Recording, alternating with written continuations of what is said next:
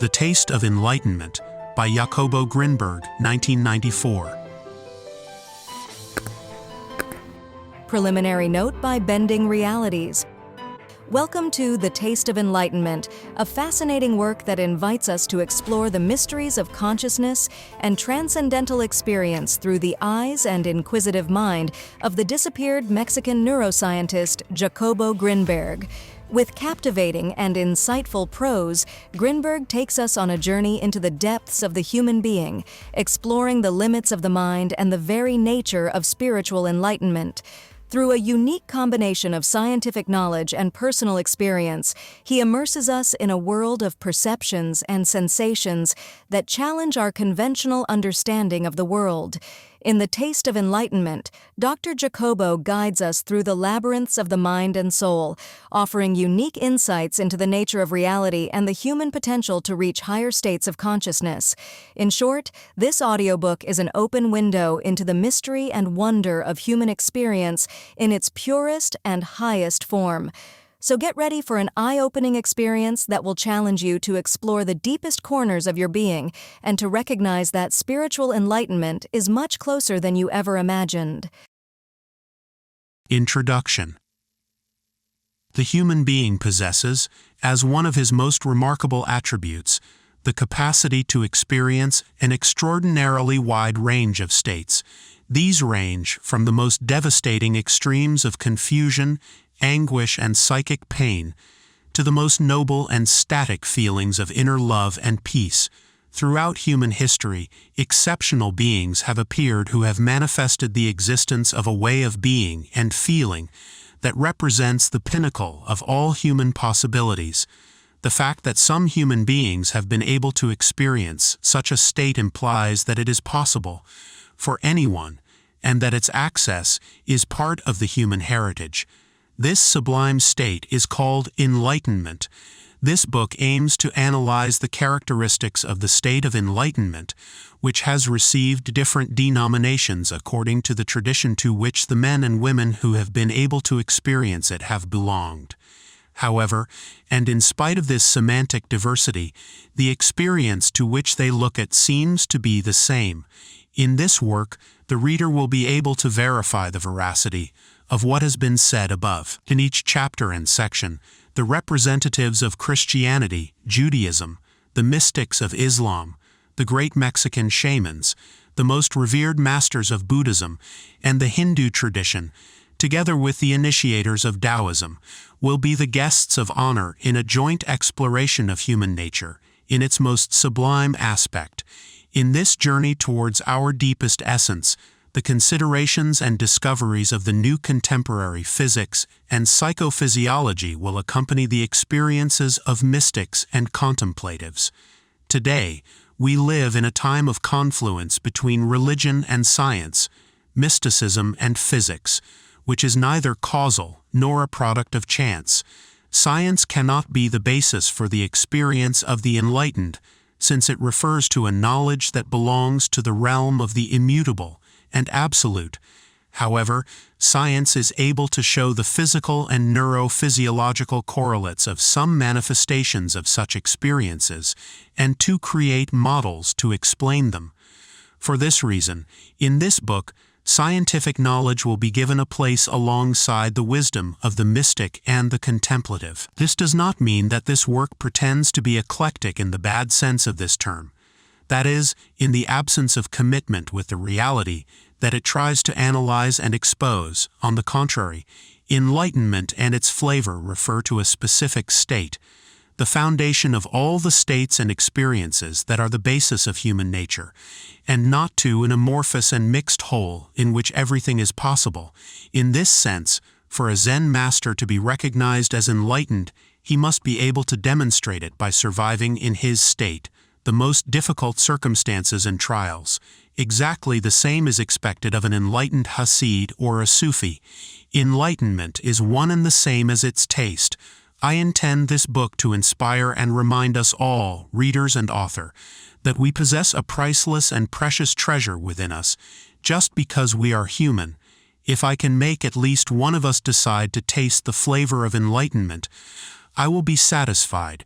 Jacobo Grinberg. Chapter 1. The Concept and Experience of Enlightenment. Those of us who have had the good fortune and privilege of living the last decades of the 20th century are witnessing a marvelous spectacle in which all the mystical traditions, which for centuries kept their techniques and discoveries hidden, have suddenly decided to expose them to the public light. A veritable migration of masters from the Near and Far East have settled in European and American lands, founding centers for the development of consciousness, research institutes, and places of retreat where one can learn what was once the privilege of only a very few chosen disciples. Works and treatises containing the most sophisticated techniques of self-knowledge are translated into Western languages, and courses, conferences and discourses are offered by the most renowned representatives of all traditions, exposing and divulging their secrets. The collective consciousness would seem to have reached a level of maturity sufficient to deserve such gifts, or to be in such danger of losing its essence and in such need of recovering it, that the Spirit decided to break all blockades, forcing its most exalted representatives to lose their shyness and exclusivist considerations. Along with this avalanche of exposed knowledge, science has discovered paradoxes that have forced its geniuses to penetrate a way of thinking and a logic that was previously forbidden, and that bring them closer to the experience of the enlightened one. As if this were not enough, the traditional male supremacy has been shaken, and sexual equality, together with a penetration of the feminine spirit, is beginning to modify the way of seeing the world and reality.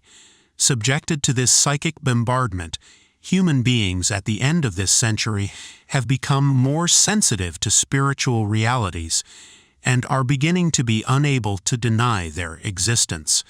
A true awakening has taken hold of humanity, and the pain of the birth manifests itself in multiple forms. False prophets and dignitaries of a third-rate metaphysical knowledge have wanted to take advantage of the juncture in which we live, and have confused us with their emphasis on the powers and gains of a supposed spiritualism that has rightly been called spiritual materialism.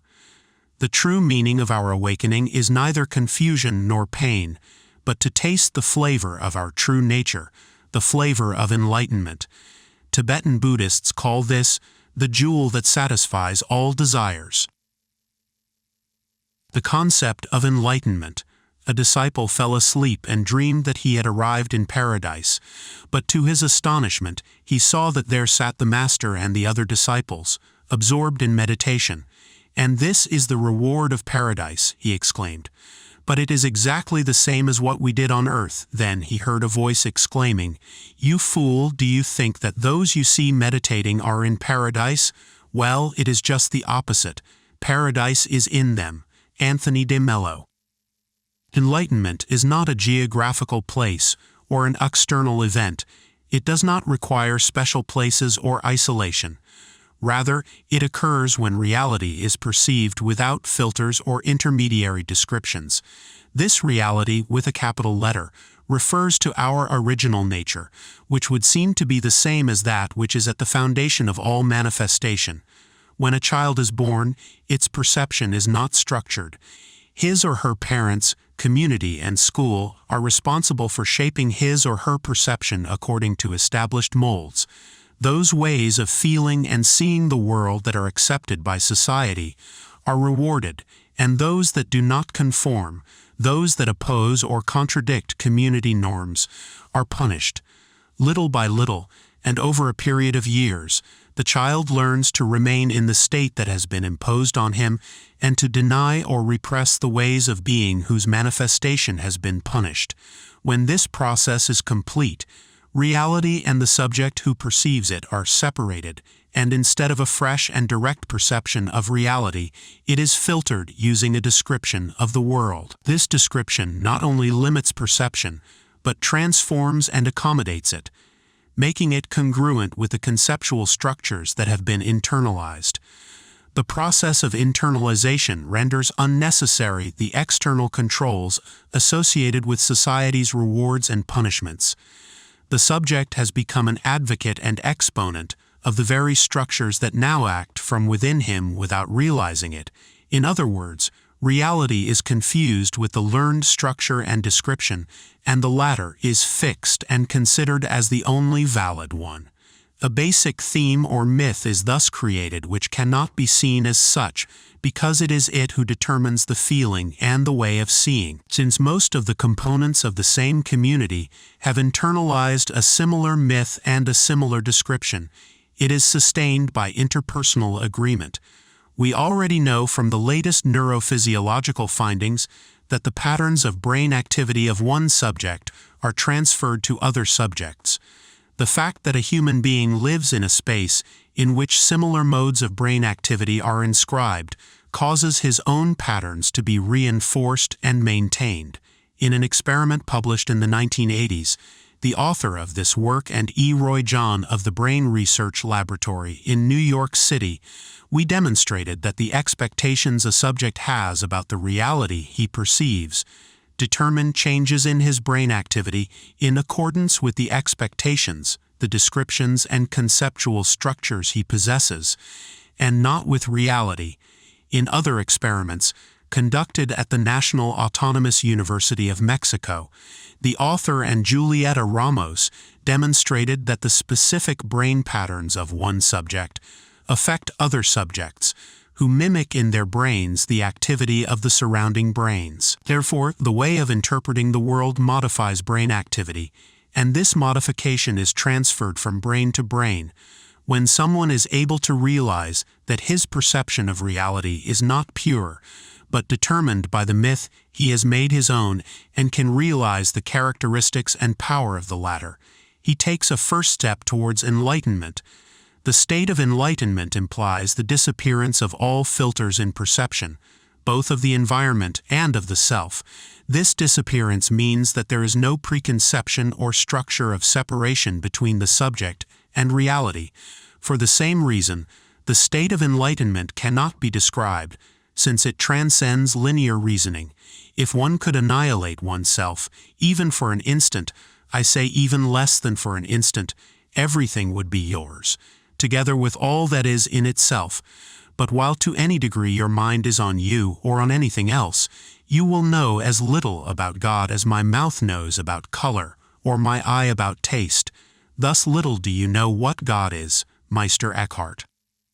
The annihilation Eckhart refers to is of the myth of identity, held by introjected structures, those that we mistake for our real nature, and that we share with human beings who, like us, have been similarly educated, and who, therefore, perceive us similarly as well. The epical modality is the certain set of energy fields that human beings perceive. The epic determines the mode of perceiving. It determines which particular set of energy fields, out of an incalculable number of them, will be perceived. Handling the mode of the epic, that select set of energy fields absorbs all our strength, leaving us with nothing that can help us perceive other energy fields, other worlds. Don Juan Matus. But enlightenment not only determines a change in external perception, but above all, a discovery about the nature of the perceiver, and an intimate contact with a pure and unattached self. Buddha is the pure self. Lama Lundup. Personal identity undergoes a real expansion during the process of development, leading to enlightenment. Generally, we identify with our body, believing that the death of our body will lead to our total disappearance. This identity is reinforced by the perception that others have of oneself. However, this identity is illusory and does not correspond to our essential nature. About my own actualization these days, it is truly creative and destructive. I play with miraculous transformations, penetrating all circumstances, and wherever I find myself, I have nothing else to look for. Circumstances are no longer able to change me. If students come looking for me, I go out to see them. They do not see me, so I dress up in all kinds of clothes. The students immediately begin to speculate about them, taking them at my words. All this is very sad. Blind and shaven men without eyes depend on the garments I wear, green, yellow, red, or white. when I take them off and put on only the garment of purity, the students see a reflection and gather among them with joy. And when I undress, they are disappointed and run in surprise, frightened, and complain about my nakedness. So I say to them, "Do you truly know me, who is clothed in all these garments?" And suddenly they turn their faces and recognize me. Rinzai Gigan. The body, the mind, the emotions are so many garments of the true self, which is clothed with them, but is in a place outside of space and time, beyond all concept and explanation. The contact with who we truly are is enlightenment. In it, individuality does not disappear, but expands to embrace everything. All Buddhas and all sentient beings are nothing but the one mind outside of which nothing exists. This mind, which has no beginning, has no birth, is indestructible. It is neither green nor yellow, and possesses no form or appearance. It does not belong to the category of things that exist or do not exist, nor can it be thought of in terms of new or old. It is neither long nor short, big or small, because it transcends all limits, measurements, names, strokes, and comparisons. It is what you see in front of you. Start reasoning about it, and you will immediately fall into error. It is like the limitless void that cannot be measured. The one mind itself is the Buddha, and there is no difference between Buddha and sentient beings, except that the latter are attached to forms and seek within Buddhahood. By the very act of seeking it, they lose it because it involves using the Buddha to seek the Buddha, and using the mind to find the mind. Even if they try their best, they will not be able to achieve it. They do not know that if they were to put a stop to conceptual thinking and forget their anxiety, the Buddha would appear before them, because this mind is the Buddha, and the Buddha is all living beings. It is not diminished by manifesting in ordinary beings, and it is not enlarged by manifesting in Buddhas. Huang Po. Therefore, the concept of enlightenment indicates that it appears when a subject manages to perceive himself in unity with a nature that is found in everything. The reality to which the enlightened one has access is that same nature that does not admit any separation between the observer and the observed. On the other hand, enlightenment cannot be described, but only experienced. When someone tries to reach enlightenment through rational thought, he fails because enlightenment transcends the conditioned mind. The experience of enlightenment. Enlightenment is not an experience far from oneself, nor is it located in a territory that is impossible to reach. We will all, sooner or later, become enlightened because such a state is our true nature. Those moments in which one remembers who one really is and realizes the impossibility of defining one's own being are moments in which one tastes the flavor of enlightenment. All is peace with meaning in total conceptual silence.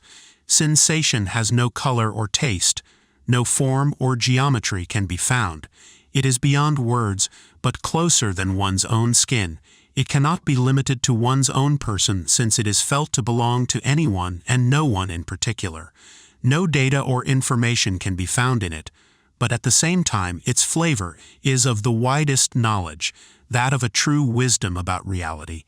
The taste of enlightenment is not contained in time, nor does it occupy any space. It is found everywhere and nowhere. It belongs to everyone and no one. It contains all knowledge in an emptiness absent of details. The whole flavor of enlightenment is paradoxical, and the thought that would try to describe or analyze its experience would break itself by not finding in it logical support, concrete reference, or particularisms. Its taste, however, entails the knowledge of its existence by living it within oneself. When one beautiful spring afternoon, a friend of the painter El Greco went to visit him at his home, he found him sitting in his room with the curtains drawn.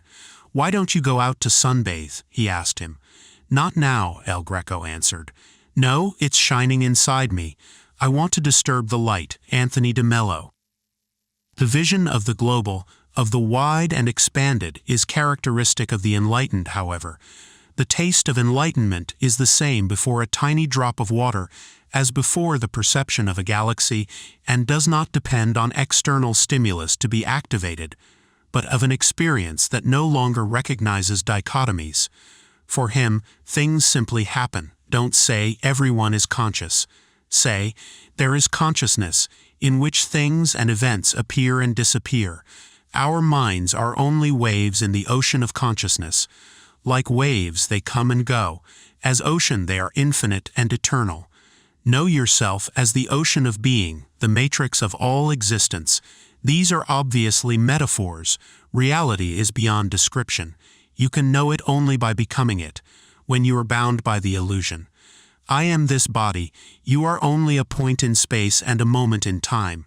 When the identification of the self with the body ceases to exist, all space and time are in your mind, which is a mere wave of consciousness, which is awareness reflected in nature. Awareness and matter are the active and passive aspects of pure being, which is in them, but simultaneously transcends them. Space and time are the body and mind of universal existence. My feeling is that everything that happens in space and time happens to me, that all experience is my experience, all form is my form. What I consider myself to be becomes my body, and everything that happens to that body becomes my mind. But at the root of the universe there is pure consciousness beyond space and time, here and now. Know that this is your real self and act accordingly. Sri Nisargadatta Maharaj. From that, all is unified and pure love, not because there are not different manifestations and an infinite variety of forms, but because all of them are glimpsed as creatures arising from the same loving Father and in themselves manifest the existence of the one mind and the one heart. My heart has become capable of assuming any form. It is the pasture of gazelles and the convent of Christian monks, and a temple for idols and the Kaaba of pilgrims, and the tablets of the Torah and the book of the Koran. I am a follower of the religion of love, no matter what road its camels travel. My religion and my faith is the true religion. Ibn al-Arabi. Everything in physical reality is interconnected and interdependent. Events appear and disappear, changing forms and characteristics.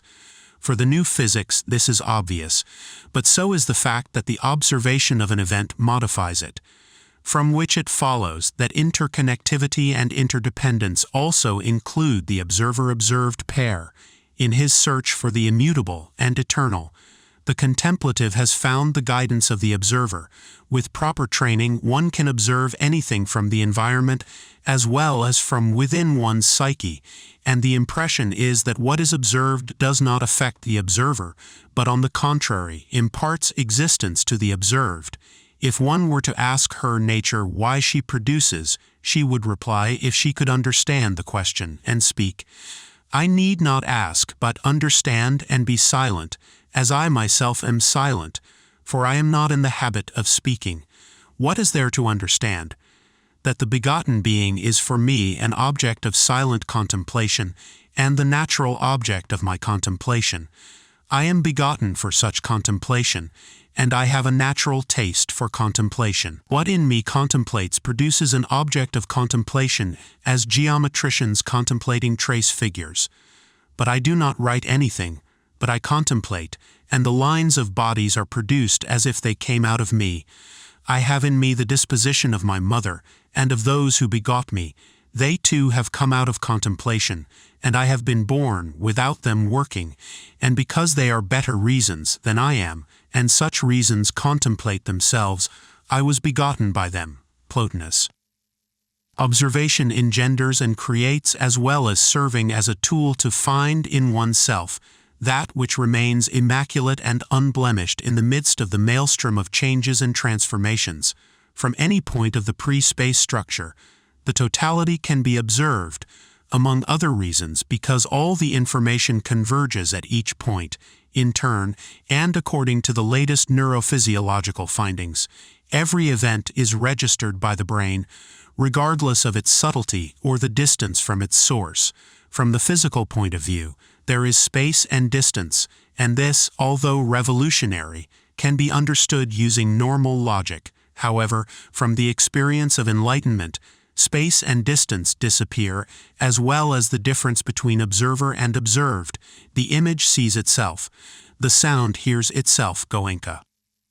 That is, the observation of an event gives it reality, creates and engenders it, and simultaneously connects the observing subject with that which remains free of change. Observation, as a technique of disidentification, is an excellent tool for recognizing one's own myth or basic theme, since even this can be observed. But who observes and does not alter independently of the observed changes? Moreover, who engendered the mother who, by contemplating, created all forms? The paradox of the technique of observation is that it must ultimately be abandoned when the experience of enlightenment arises, in which the separation between observer and observed disappears. If you trust me, believe me when I tell you that you are the pure vision that illuminates consciousness and its infinite content. Realize this and live accordingly. If you do not believe in me, then go within asking, "What am I?" or focus your mind on the I am, which is pure and simple. Discover all that you are not: body, feelings, thoughts, ideas, time, space, being, and non-being, this or that. Nothing concrete or abstract that you can point to is you. A merely verbal affirmation will not do. You can repeat a formula endlessly with no result. You must observe yourself continuously, particularly your mind, moment by moment without neglecting anything. This witnessing is essential to achieve separation of self and non-self. Awareness is paramount. It is the original state, without beginning, without end, without cause, without support, without parts, and without change. Consciousness is in contact, a reflection against a surface, a state of duality. There can be no consciousness without an awareness, observation, but an observer can exist in the absence of consciousness, as happens in deep sleep. Pure awareness is absolute. Consciousness is relative to its content. Consciousness is always about something. Consciousness is partial and changing. The observer is total, immutable, calm and silent. It is also the common matrix of all experience. Since it is the observer that makes consciousness possible, this observer exists in any state of consciousness. Therefore, the very awareness of being conscious is already a movement towards the observer. The interest in your stream of consciousness brings you to the observer. It is not a new state.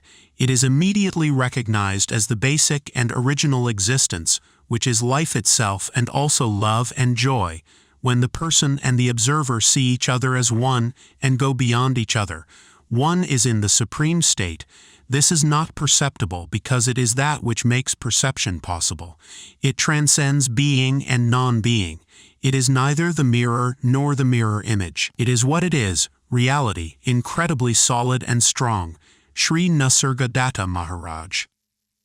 The strength of awareness is inscribed within the mystery of every act of observation, but even more so in the state in which the observer and the observed cease to exist as two separate events. This absence of dichotomies is paradoxically achieved by observing, because the observer is the seed of that which is experienced in enlightenment. The one mind, the essential nature, the pure self, the absolute, names that fall short of defining the experience of enlightenment and the reality to which it refers, but which serve to avoid falling into concrete points of enlightenment. Perception and the technique of observation are the seed of that, because by observing a feeling we disidentify ourselves from it. By observing the mind we get out of the prison of our own thoughts, and by observing and contemplating the myth of our own identity, we enter the magic in a way that can no longer be defined or seen from the known. The entrance to the magic of reality occurs when all that is known disappears. In Mexican shamanism, the technique used to achieve this is called silencing thoughts. In Patanjali's yoga, inhibit all fluctuations of the mind. In both traditions, what is attempted is to make the filters between the observer and reality disappear, in order to bring down all known descriptions of reality. Since this is not a treatise about the techniques to reach enlightenment, I do not have space to enter into a discussion about how to achieve the disappearance of the intermediaries of perception. However, I cannot resist the temptation to mention that they only vanish if they are first accepted, loved, and known. When this happens, their observation is enough to transcend them. The observer is beyond all description and filtering, so that the possibility of observing the subject of identity is already to place oneself outside of it and to penetrate the magical world of the absence of intermediaries between the subject and reality. The sensation produced when transcending the known description of the world is one of astonishment, ignorance, and magic. The more one advances, the less one knows. Lao Tzu. However, it is not the same ignorance that exists at the beginning of the journey. It could well be called enlightened ignorance, because in it one is aware of the magic of the world and the impossibility of explaining it. In the same way, one sees oneself in enlightened ignorance, because at every instant one is new to oneself. The knowledge of one's own ignorance is closer to the experience of enlightenment than the ignorance of one's own knowledge. Neither more nor less. All that the imagination can imagine and the understanding receive and understand in this life is not, nor can it be, a proximate means to union with God. St. John of the Cross. The disappearance of the intermediaries of perception would not lead to the experience of enlightenment if it did not exist. In a world without light, it would be useless for a newborn to open its eyelids. In Mexican shamanism, it is affirmed that all that a man of knowledge needs to access spirit is to save his energy. If the spirit did not exist, no saving of energy would be of the slightest use. In the same way, if enlightenment were not a state with real existence, associated with the existing essential nature, the removal of the obstructing filters would only lead to absolute chaos. Reality must exist. Otherwise, the idea of experiencing it would lead to the emptiness of non-existence. This reality, according to the greatest traditions, is one and at the same time is found in all things. When the 10,000 things are seen in their unity, we return to the origin and belong where we have always been. Sen Ti Sen. Hear, O Israel, the Lord our God, the Lord is one. The Bible. The taste of enlightenment is the experience of unity. The beloved is all in all. The lover only filters him. The beloved is all living, the lover is a dead thing. Jala ad-Din Rumi. Therefore, because it is found in each of the 10,000 things, reality and its livingness, enlightenment, is in everyday life as well as in monastic seclusion, because it is found in oneself. Chapter 2. The Myths of Identity and the Magic of Reality. In a systematic way, yoga teaches man to seek the divinity within himself step by step and with efficiency. He ceases to identify himself with the external body and approaches the inner self. He proceeds from the body to the nerves, and from the nerves to the senses. From the sense organs he penetrates to the mind, which controls the emotions. From the mind he penetrates to the intellect, which guides the reason. From the intellect, his path leads him to the will, and from there, to the consciousness, chitta. The last step is the awareness of his self, his real self, Atma. Before exploring the unknown Atma, the apprentice must learn to know his body, mind, intellect, and ego, which are known. When he knows the known in its totality, it joins in penetrating the unknown like rivers flowing into the interior of the sea. At that moment, he experiences the most sublime state of bliss. Ananda.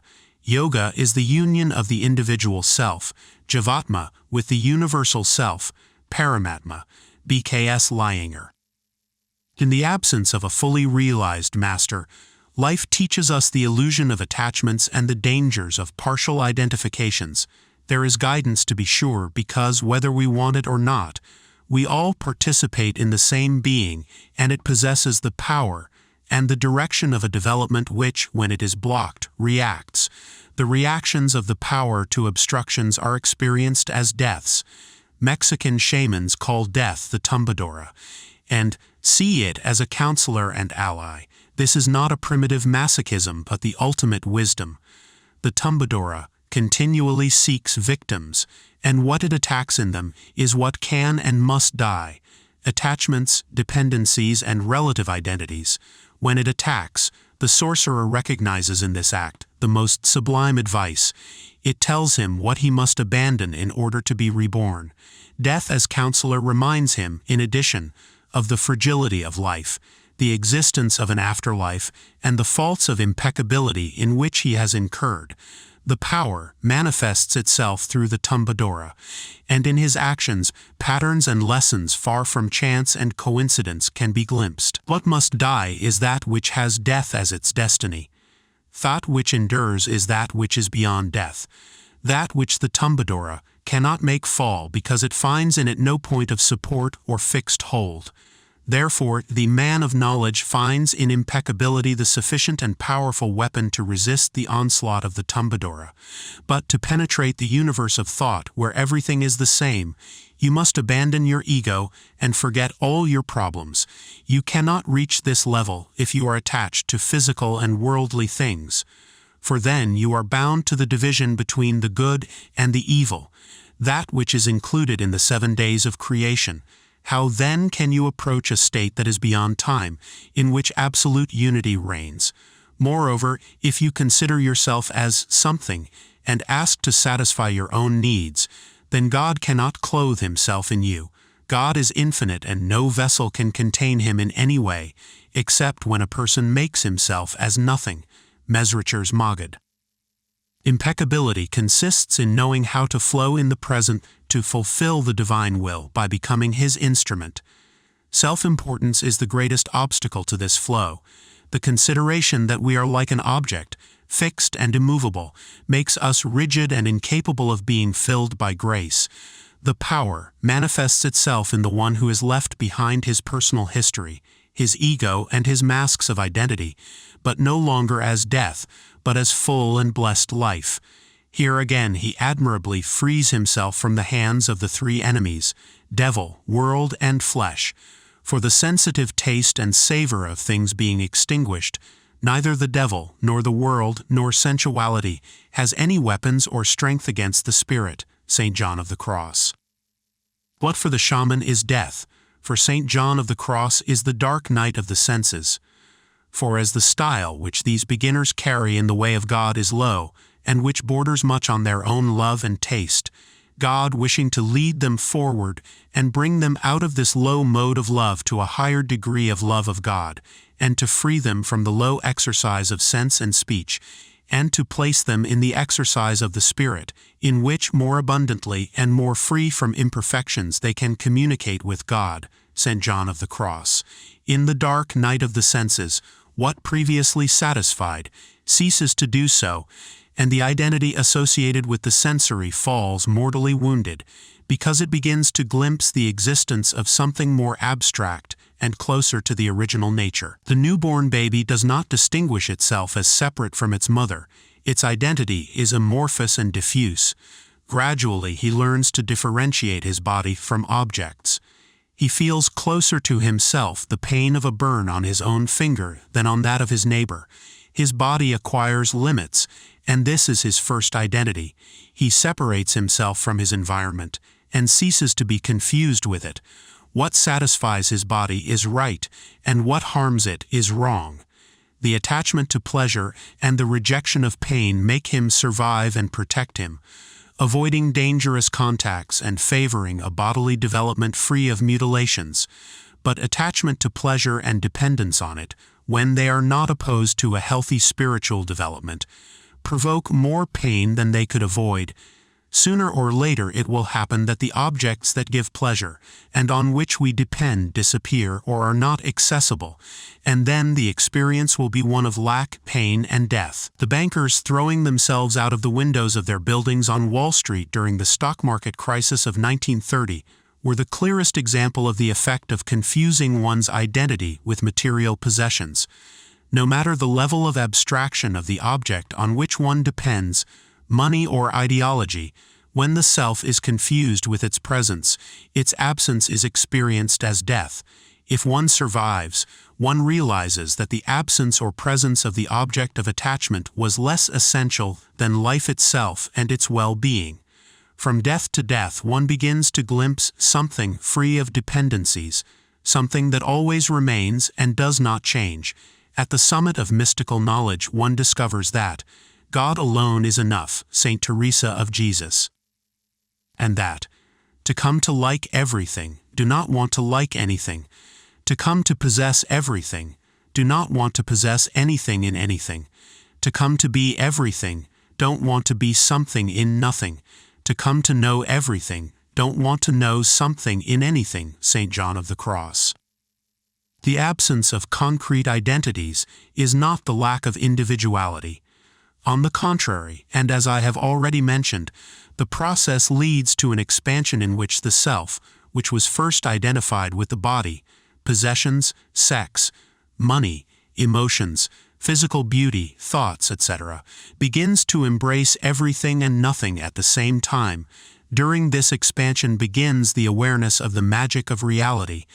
On power depends the decision of the number of deaths necessary to jump from a structured conception of the world to another, in which it begins to be perceived as different, fuller, more expanded and magical. Each one has his own path, and the paths through which he travels are unique and not repeatable.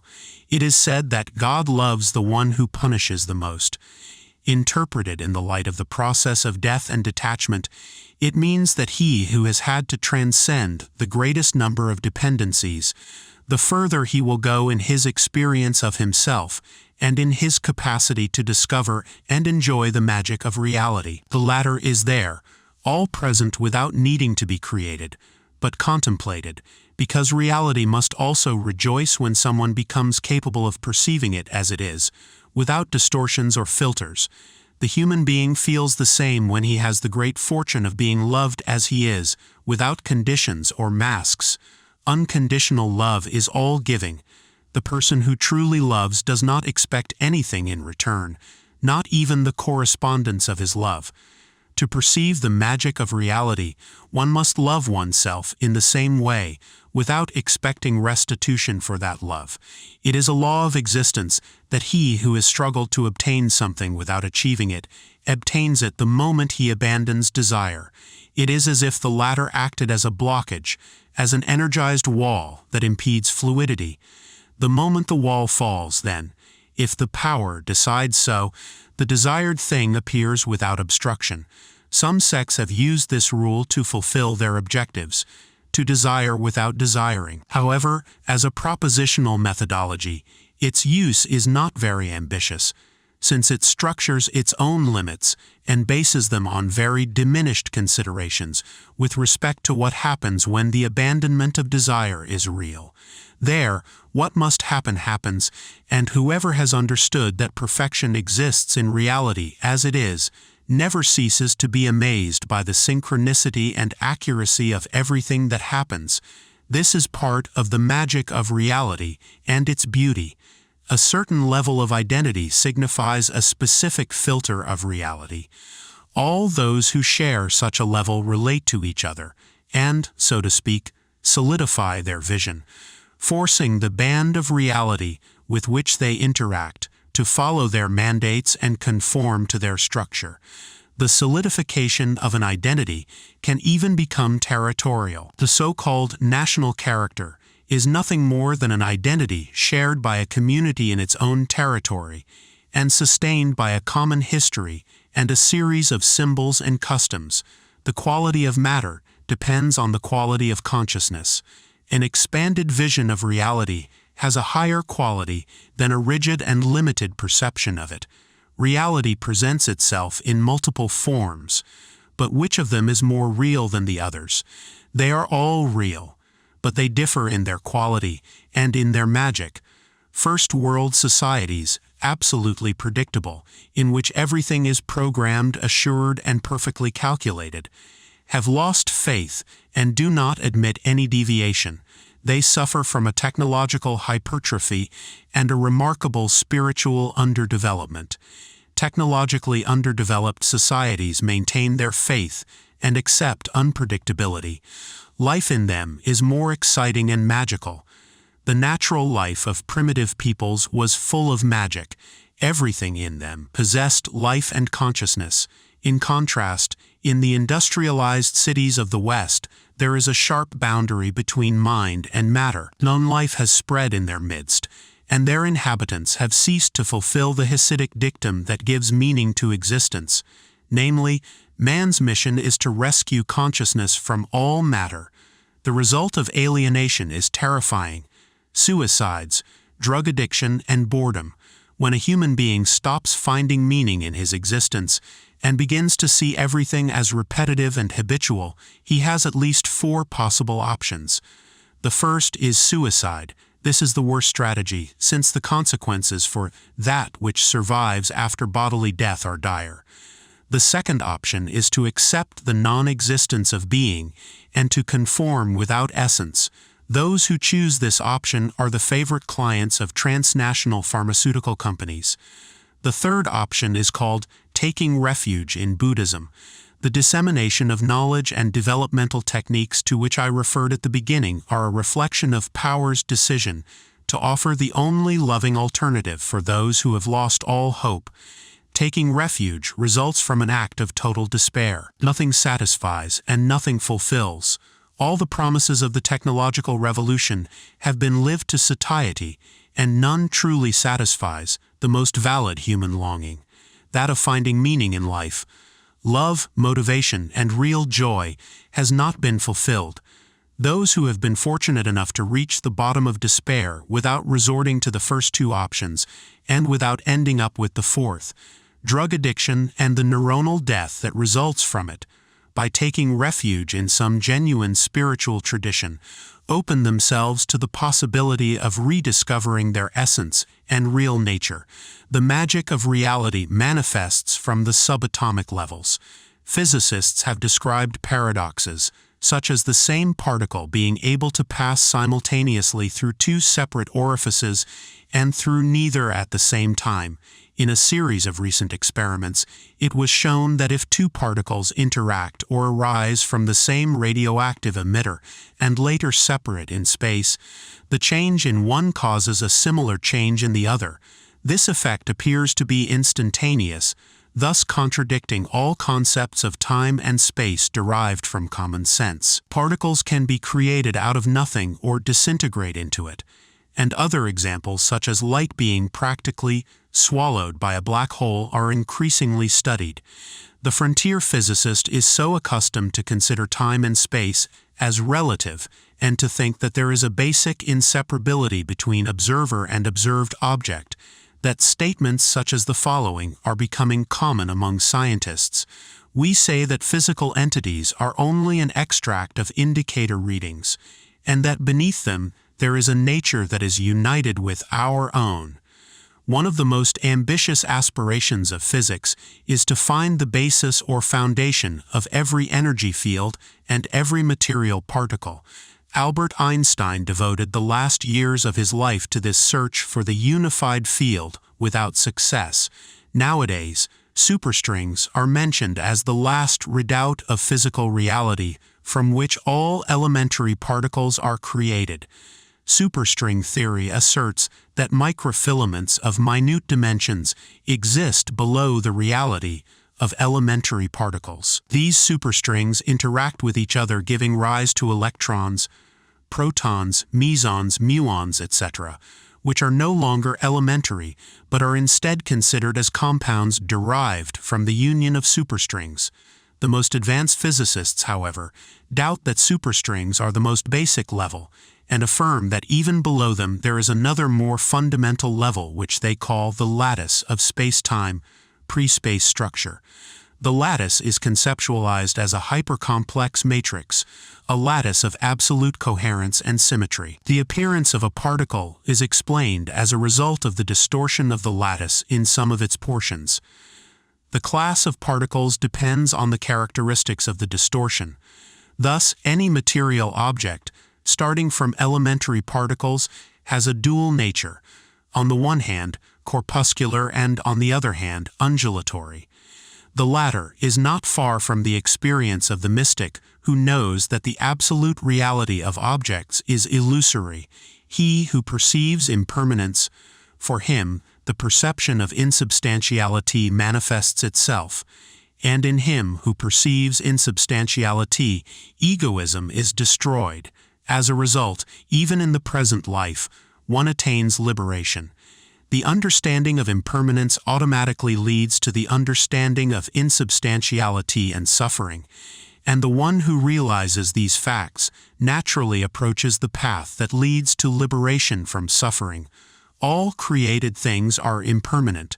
When one observes this with understanding, then one becomes detached from suffering, and this is the path of purification. Buddha. One of the most important problems facing contemporary science is to understand the relationship between consciousness and matter. Psychophysiology calls this problem the psychophysical question. In its most elegant form, this question could be stated as follows: how is it that, from the physical activity of the brain, mass consciousness and perception appear?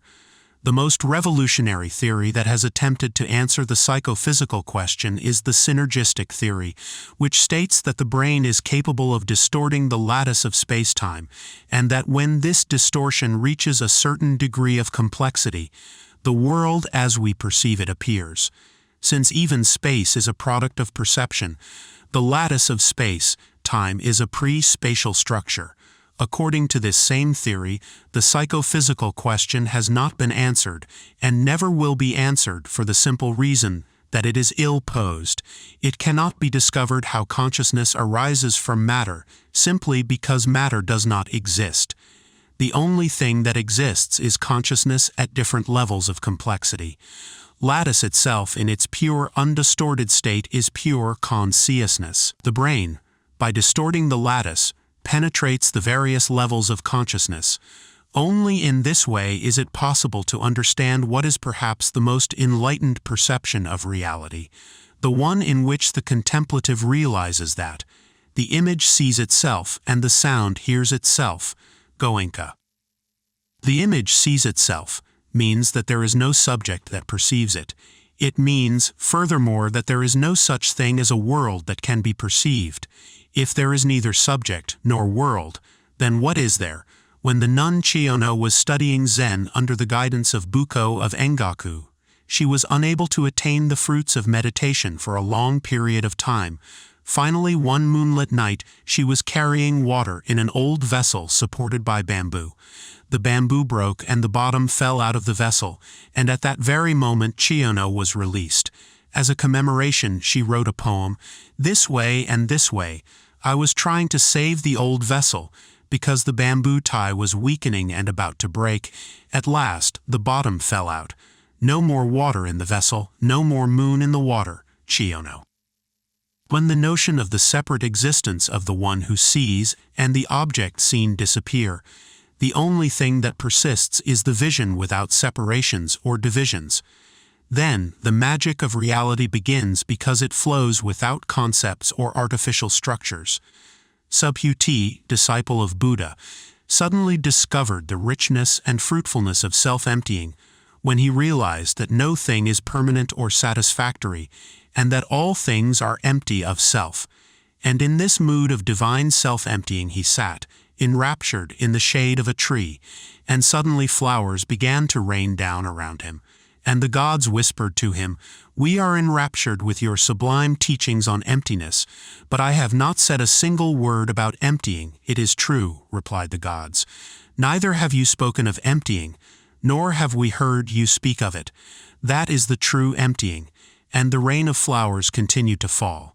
"If I had spoken of the emptying or had been aware of it, would it have been emptying?" Anthony de Mello. Reality is neither amorphous nor sad. On the contrary, it is superfulgent, and to such a vital degree that it manifests itself in infinite forms. In a natural landscape, wherever you look, you find a masterpiece in which nothing is lacking or surplus. The proportions are always perfect, masterful, more than any painter can achieve. Emptiness or emptiness is not the nullification of vitality, nor does it result in a nihilistic perception of the world. The nullification of the intermediaries of perception, including the self, leads to the unobstructed perception of reality, which is full of intangible but absolutely present luminosity. This perception of reality is the experience of reality itself without subject or object. Emptiness is the absence of ego, mental noise, and desire for itself. The emptiness is not of reality but of that which impedes its experience. If a man purifies himself, God will come to him. For possessing no will of his own, then God will demand for him what God demands for himself. When I abandon my own will in the care of my congregation, and have no will of my own, God will exercise his will for me. For if he should deny me in those circumstances, he would deny himself. It is the same with everything. When I do not choose for myself, God chooses for me. What will he choose for me, that I do not choose for myself? When I deny myself, his will for me becomes identical with his will for himself, as if it were for him alone. Meister Eckhart. We shall see in the next chapter how the brain possesses by its very nature the capacity to detect subtle aspects of what is happening in the universe. The cessation of all filtering leads, for this natural reason, to union with the whole. All traditions have intuited that the indispensable operation to achieve the perception of reality is the attainment of emptiness. However, each of them has used a different technique to achieve the same thing. In the classical yoga of Patanjali, this emptiness is achieved through control.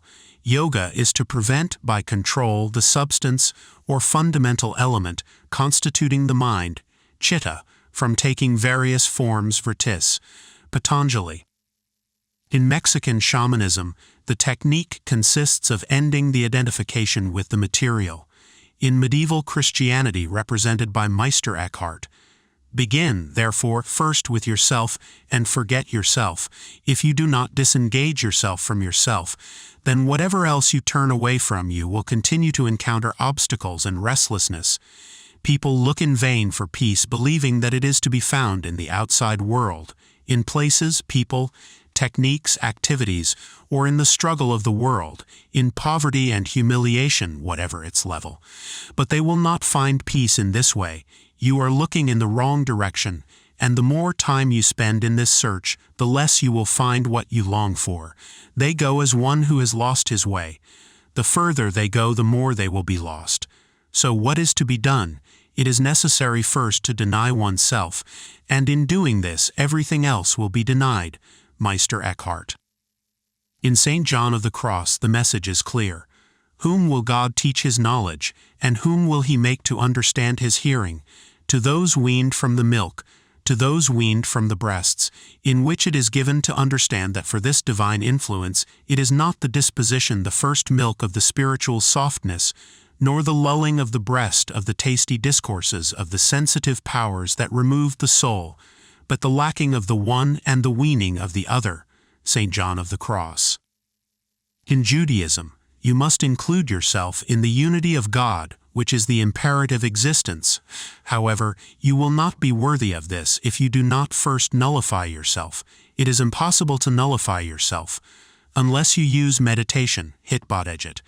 When you meditate and express your spontaneous thoughts to God, you can merit the nullification of all evil desires and habits.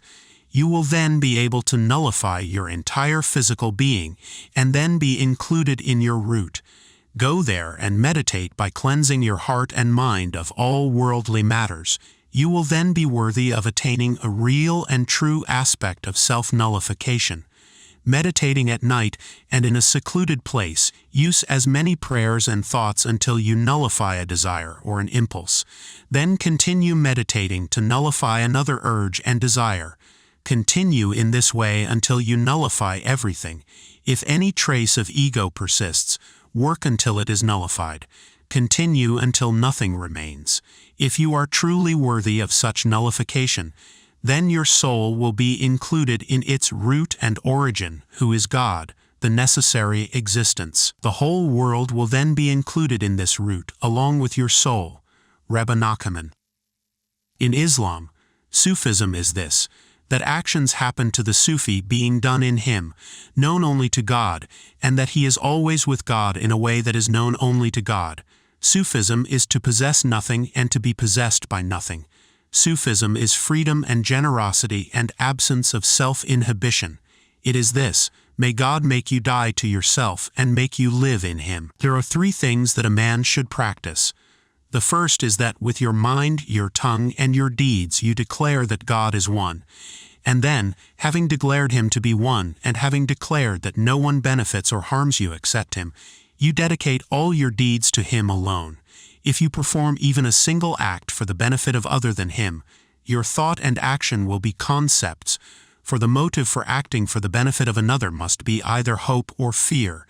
And when you act out of the hope or fear of other than God, who is the Lord and sustainer of all things, you have adopted another God to honor and venerate.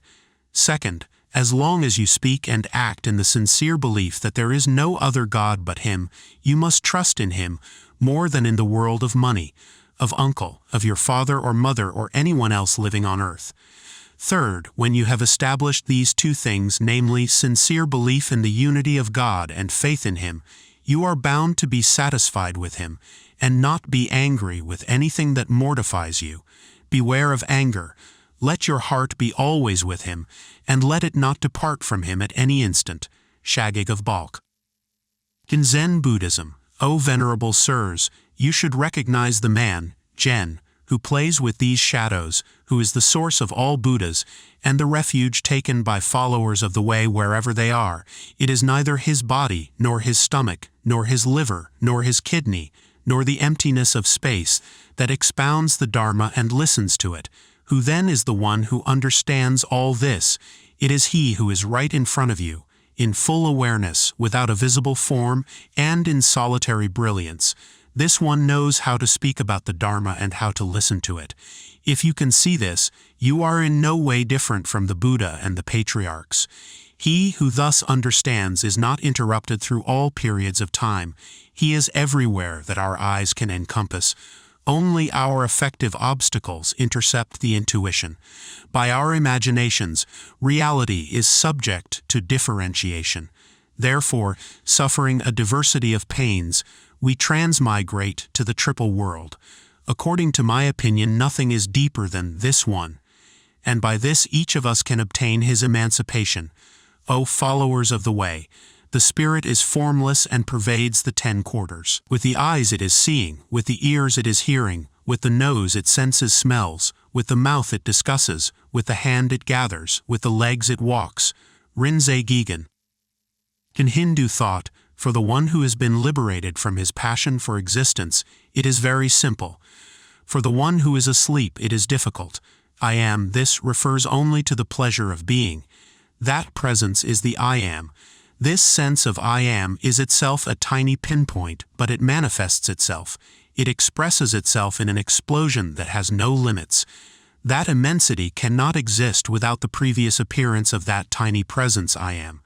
This universal force, expression of the I am, manifests itself in a multitude of births and deaths. You, for your part, consider it as a single entity, as I am born, and I am going to die. Therein lies your error.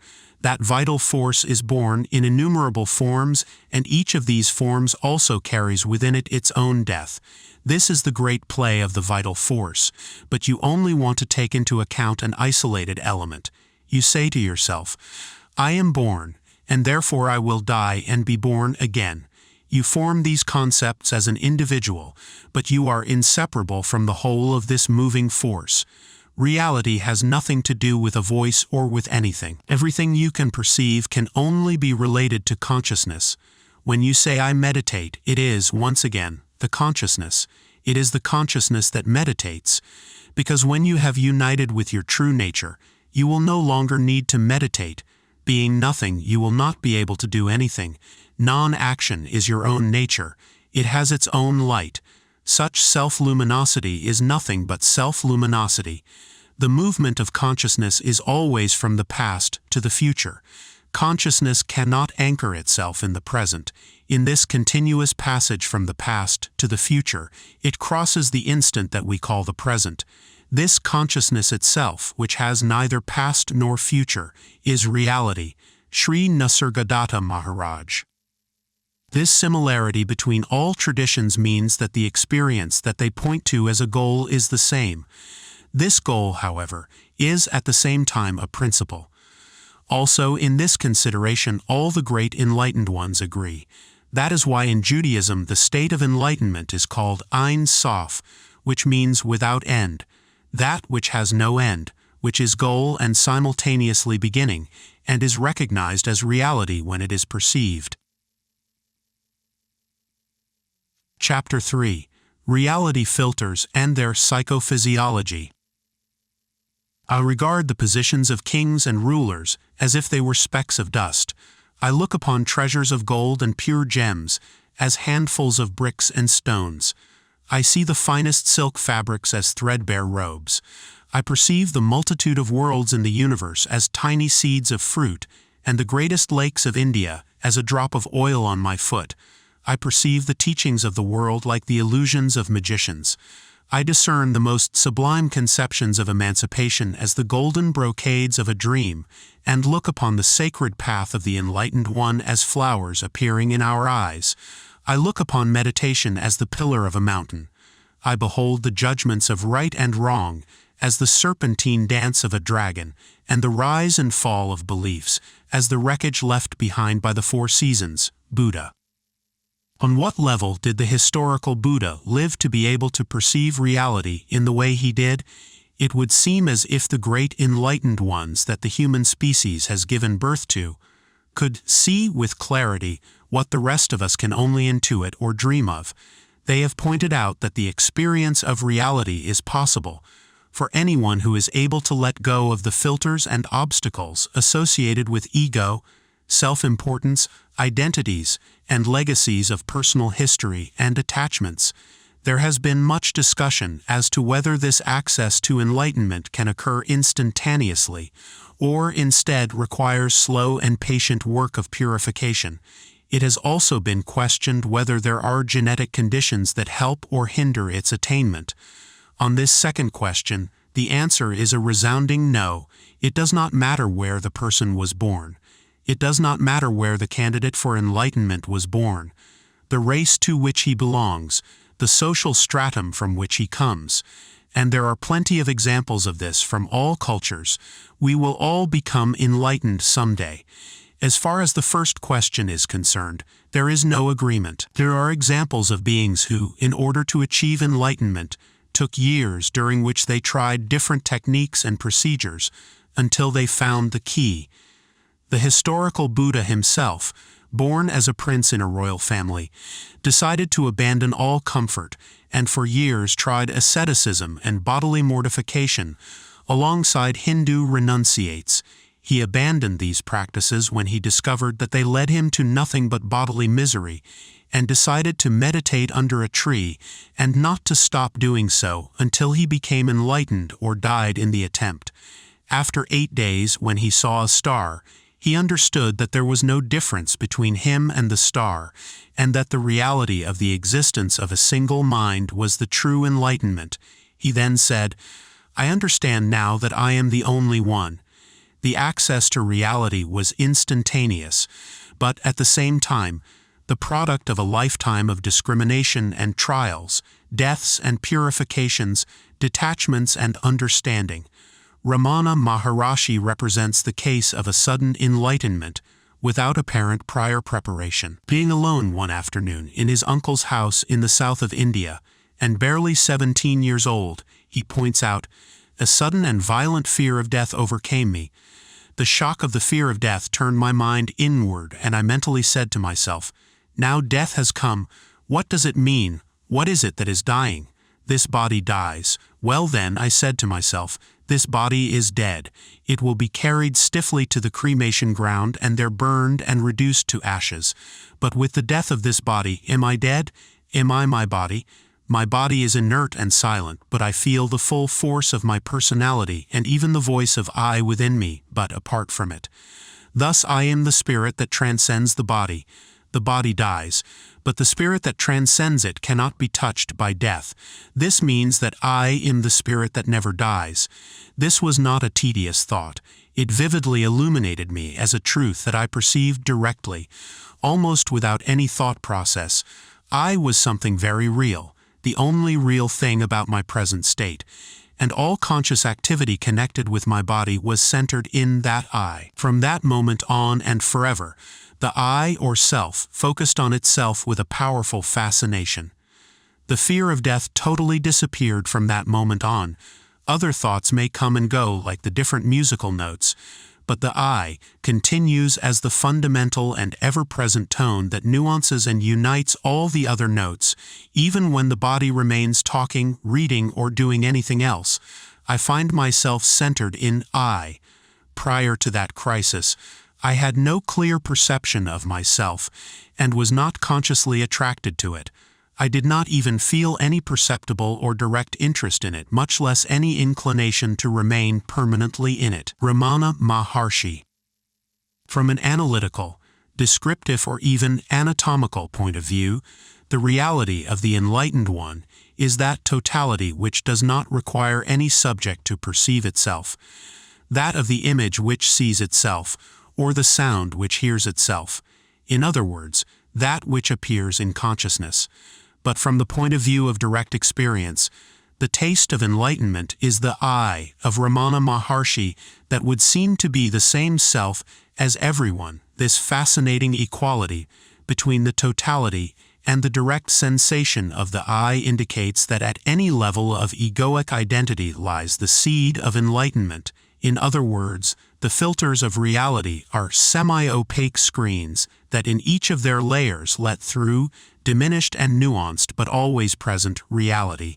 It could not be otherwise, and thus there is another path to enlightenment that does not imply control, inhibition, or emptiness, but the opposite, acceptance and inclusion. If the I is present in any experience of individuality, in any self, no matter how distant it may be from unity, the path to reach the latter implies loving and accepting each and every one of the egoic strata, including the ego.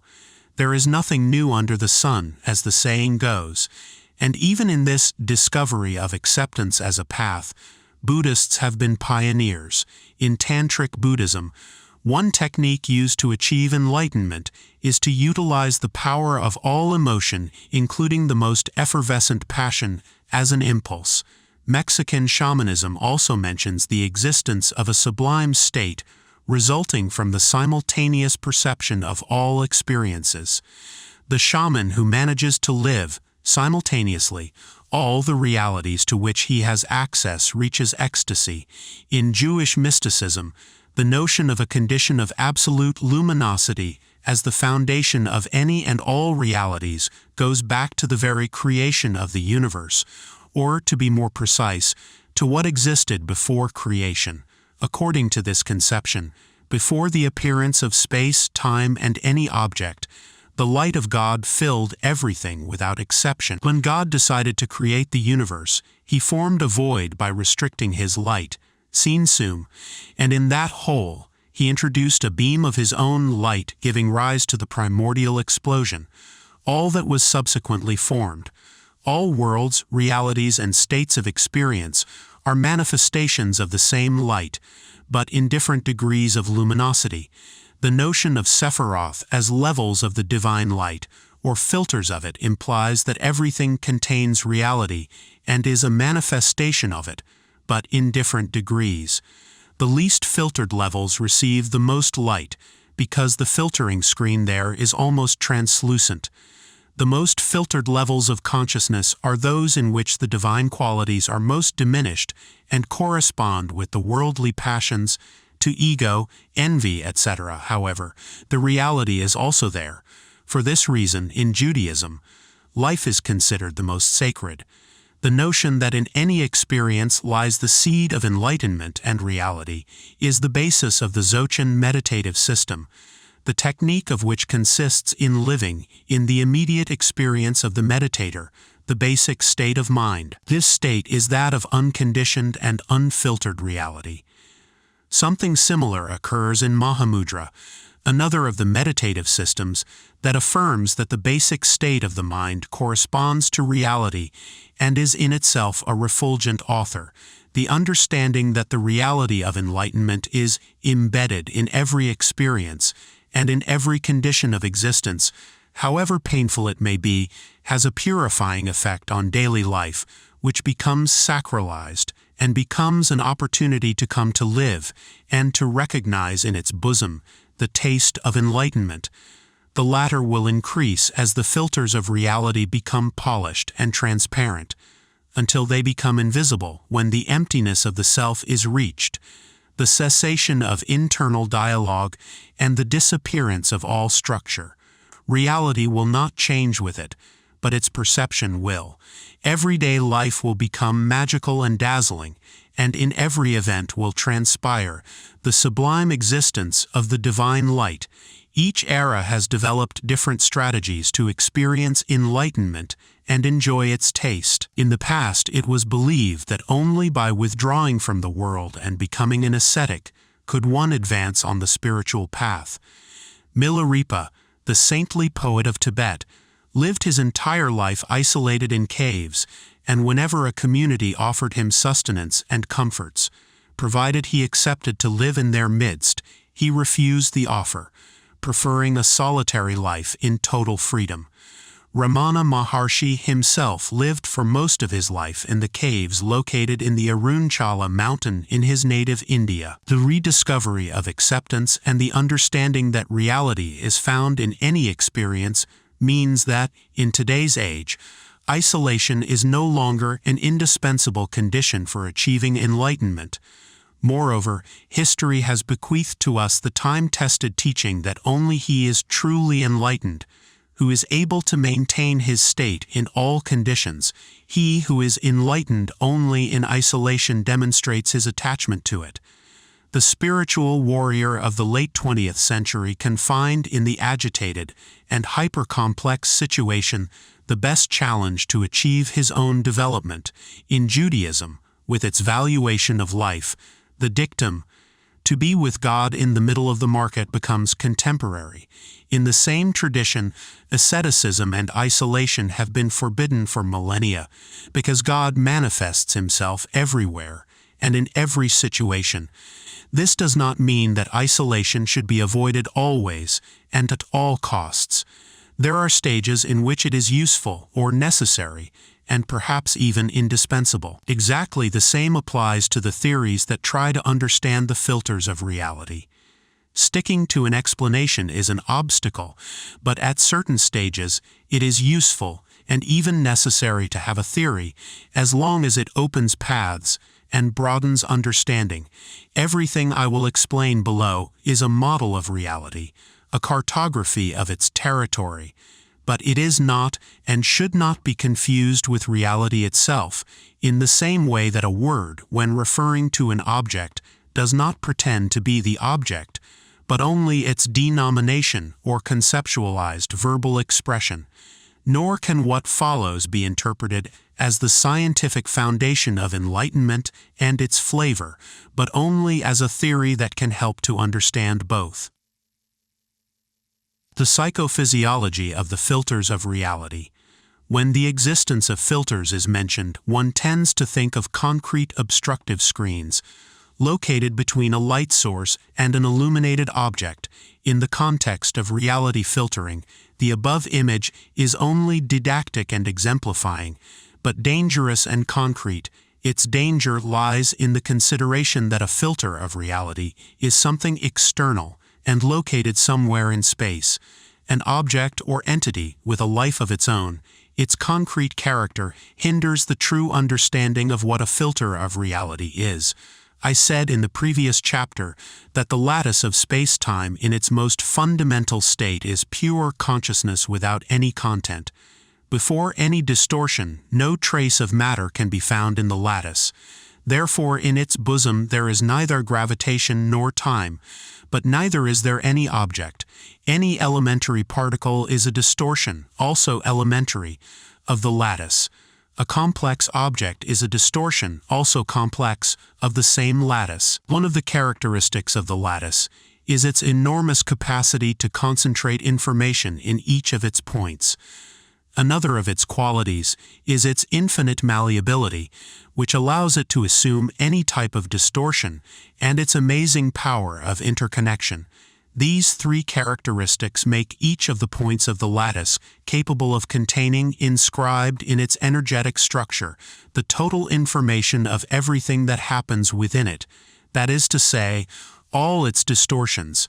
In more colloquial terms, this means that each point of the universe contains all the information of the universe, and that any event that happens in any area of the universe will affect each and every one of its points. In other words, the universe has a holographic organization, and the lattice is its supporting pre-spatial structure. The human brain is also capable of distorting the lattice, and in fact does so at every instant. The distortion that the human brain causes on the lattice is of such complexity that there is no known instrument that can measure or represent it, except the brain itself. The representation of the hypercomplex distortion that the brain makes on the lattice, we perceive it as the perceptual reality. Thus, the world we see results from the distortion that our brain makes on the pre-space structure.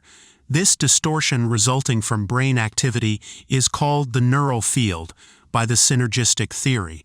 Since the neural field is an emergent resultant of the activity of the whole brain, its characteristics will depend on the modes of brain activity. The visual world, for example, results from the creation of a neural field with certain characteristics that manages to distort the lattice in a particular way. The auditory world results from a neural field with different characteristics, and the same can be said of any sensory modality.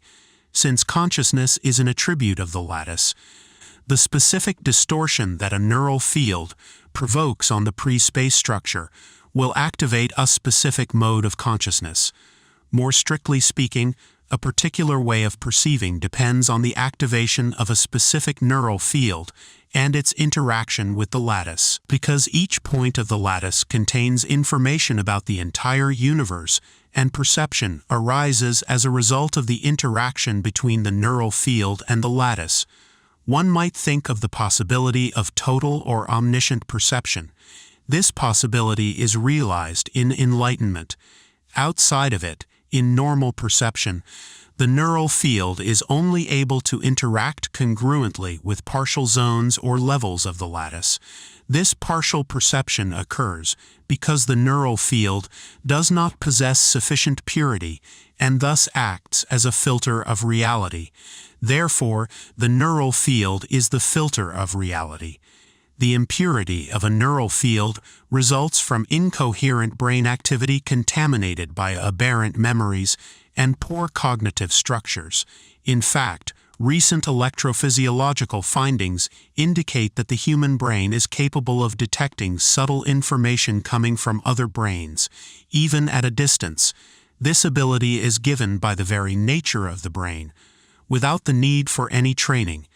However, the noise of the brain system makes this detection go unnoticed because it is mistaken for background activity that is never silent. This background noise is incorporated into the neural field and acts as a filter that prevents a pure interaction with the lattice. The perception of a visual image, of a sound, and of the world in general results from a very complex brain process in which the neural field and its interaction with the lattice are the last steps. When we see an object, what we perceive is the final result of a whole process and not the object itself. This was very clearly expressed by Vivekananda when he stated that we do not know what is out there. The only thing we know is our response. If the process that results in the image of the world is full of impurities, the image will contain them.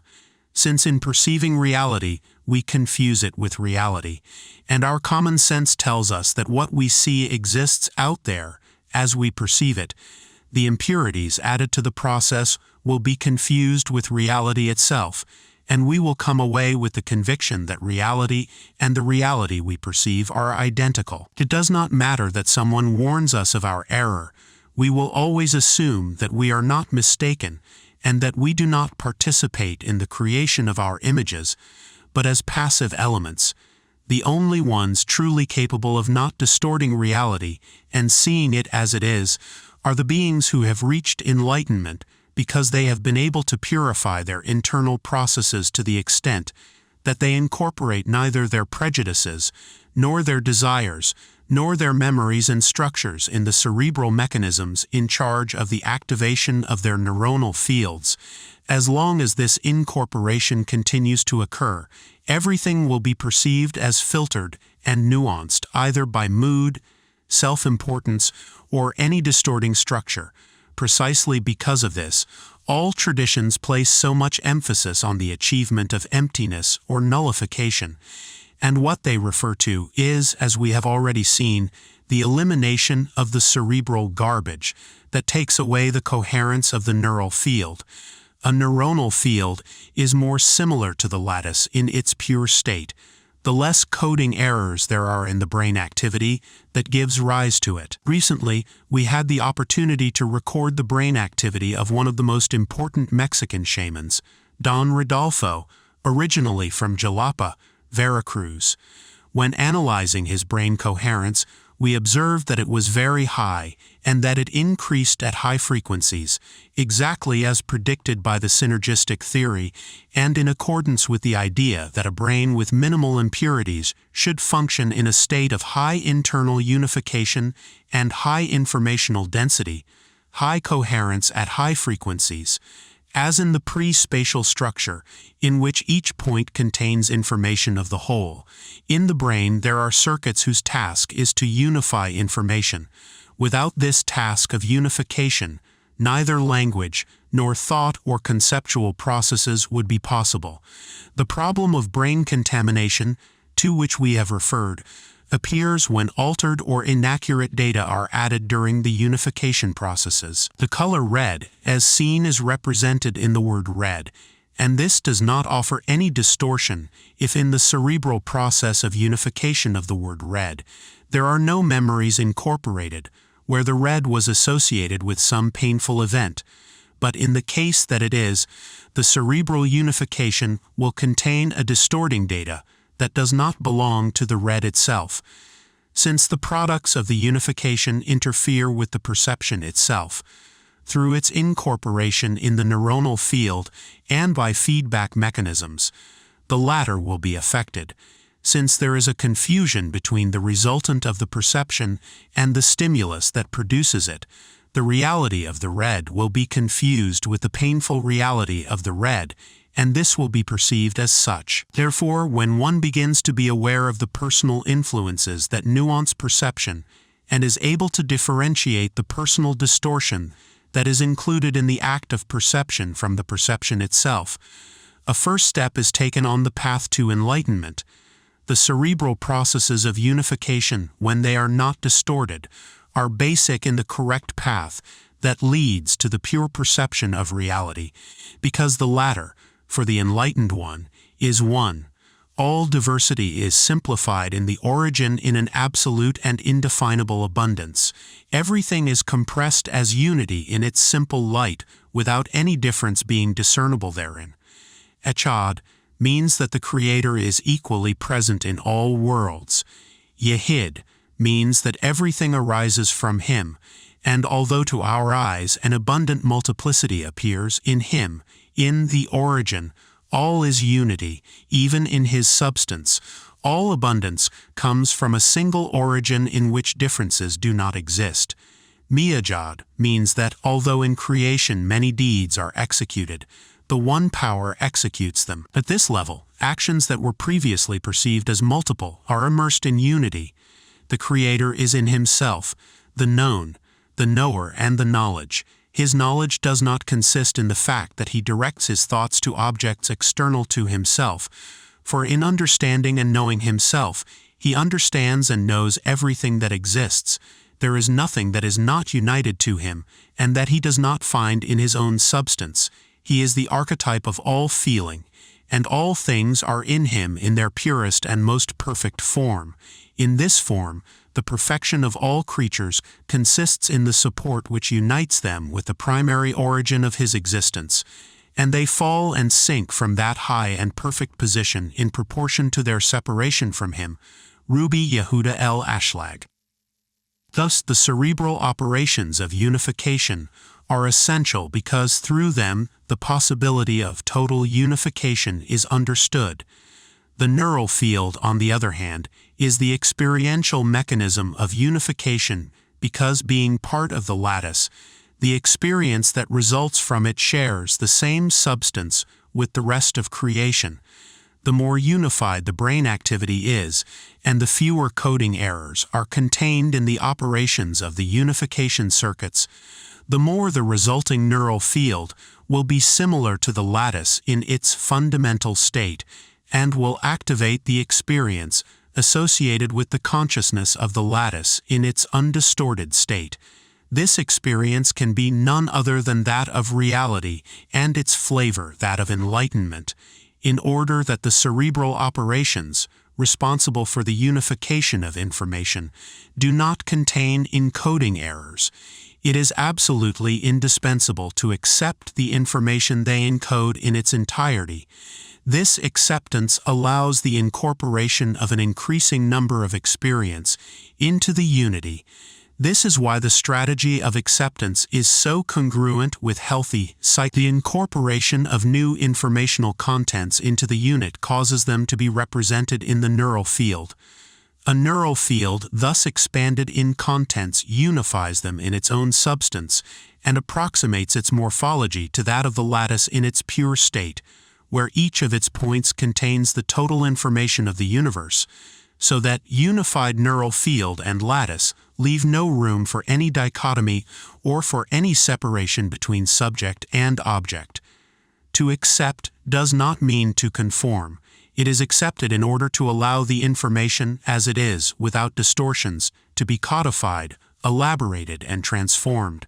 The only way to purify a process is to first accept it, and this is also valid, above all, for the cerebral processing of information and for the achievement of an adequate unification of the same. The ego must be accepted, loved, and then forgotten. John Cook.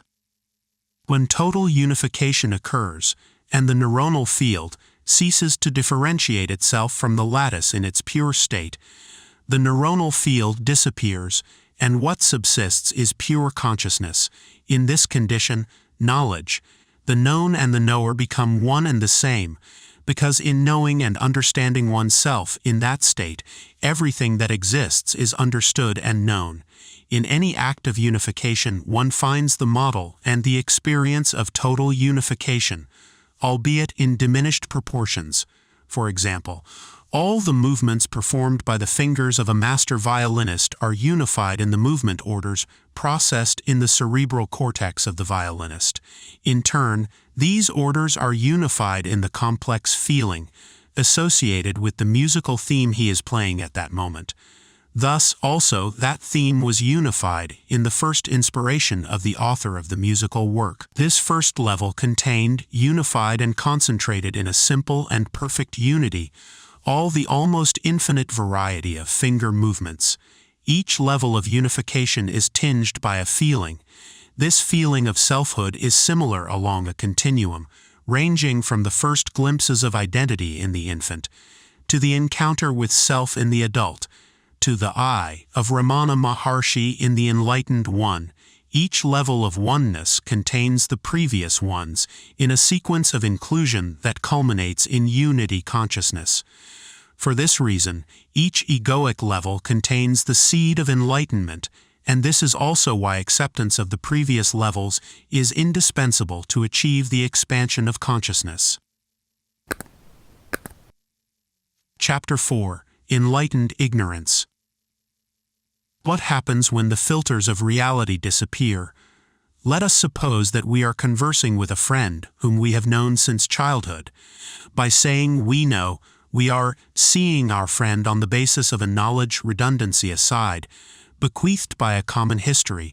We know what his tastes and inclinations are. We recognize in him certain qualities and defects, and we can predict those circumstances that will make him angry or smile. We also know about his problems with his wife and his worries with his children, and we remember the occasions in which he has failed us, and we know their causes. As we are listening to our friend, we cannot get out of our minds all that we know about him, and from all this arises a feeling and a sense of familiarity and security. Suppose now that something, a new expression on the friend's face, an unfamiliar twinkle in his eyes, or an unusually constructed sentence surprises us, and we suddenly realize that in front of us is a being much more complex than the one we thought we knew. Or even more, we realize that the knowledge we assumed was only a frame of reference derived from the past and manufactured by ourselves, which filtered out the real person in front of us. But we also realize that the real person we cannot define. He is our childhood friend, well known to us, but we admit that what we saw of him was our own vision and not him. In addition to this cognition, which tinges us with freshness and emotion, we appreciate that we are simultaneously becoming aware of our own novel way of perceiving. We are aware of our ignorance, but this, we also notice, is not rustic or obscure or coarse. It is a different ignorance. It is illuminated by vastness and mystery, by magic and novelty. Moreover, we recognize in this ignorance a true feat in which we were able to surpass our own limits. We reached it in a daring act in which we had to deny our knowledge and remain empty even at the cost of the familiarity and security that possessing it implied. But in return, we have been rejuvenated. Moreover, we have been born again, and curiously, we have made our friend do it again because our fresh vision rejuvenated him too, and it is his chance, as it was ours, to go a step further in knowing his true nature. Our friend will feel that something new is happening. He is being observed outside a lattice, and therefore, something exists beyond what he thought it was. The frames of reference from which we perceive and are perceived imprison. Being too well known is the worst of prisons, to the extent that the way our close friends and family see us determines the way we see ourselves. Having the opportunity to be seen from enlightened ignorance is a blessing that we should not miss, because it is the occasion that can allow us to see ourselves from the same perspective. But unfortunately, these opportunities happen only once in a while or never. We should not depend on them. To be able to reach to see ourselves in the same condition of enlightened ignorance from which we saw our friend. I think I exist when I see my name written. Then I forget the writing, and yet I exist. Existence is my last thought. Though even of that I forget, I seek enlightened ignorance as a remedy, because in it I lose concept, mind, and thought. Then arises the reality of knowing myself enlightened in total ignorance. Everything is new, even my written name. For some strange reason, it is easier to see the defects of others than one's own. But the vision in enlightened ignorance of one's neighbor seems to occur only when a similar condition is reached in oneself. If you want to study Zen, you must study it with your heart. When you achieve realization, it must be true realization. You yourself must have the face of the great Bodhidharma to see it. Mumon. The condition of enlightened ignorance, to be true, must be total. The occasions when everything becomes new and then leaks out again, bringing us back to conditioned perception, act as bridges of reference, subject glows of a condition that is possible but difficult to maintain. When one of these glares occurs, its occurrence is an opportunity to remind us that freshness and non-judgment exist. That which earns us enlightened ignorance is what we have been able to resolve and cleanse. Therefore, the true being sees in everything that happens to him an opportunity to achieve enlightenment. When Banzam was walking in the market, he overheard a conversation between the butcher and his customer. "Give me the best piece of meat you have," said the customer. "Everything in my butcher's shop is the best," replied the butcher. "You cannot find here any piece of meat that is not the best." Hearing these words, Banzam attained enlightenment. Paul Reps. To achieve enlightenment, as Banzam did, requires a long journey.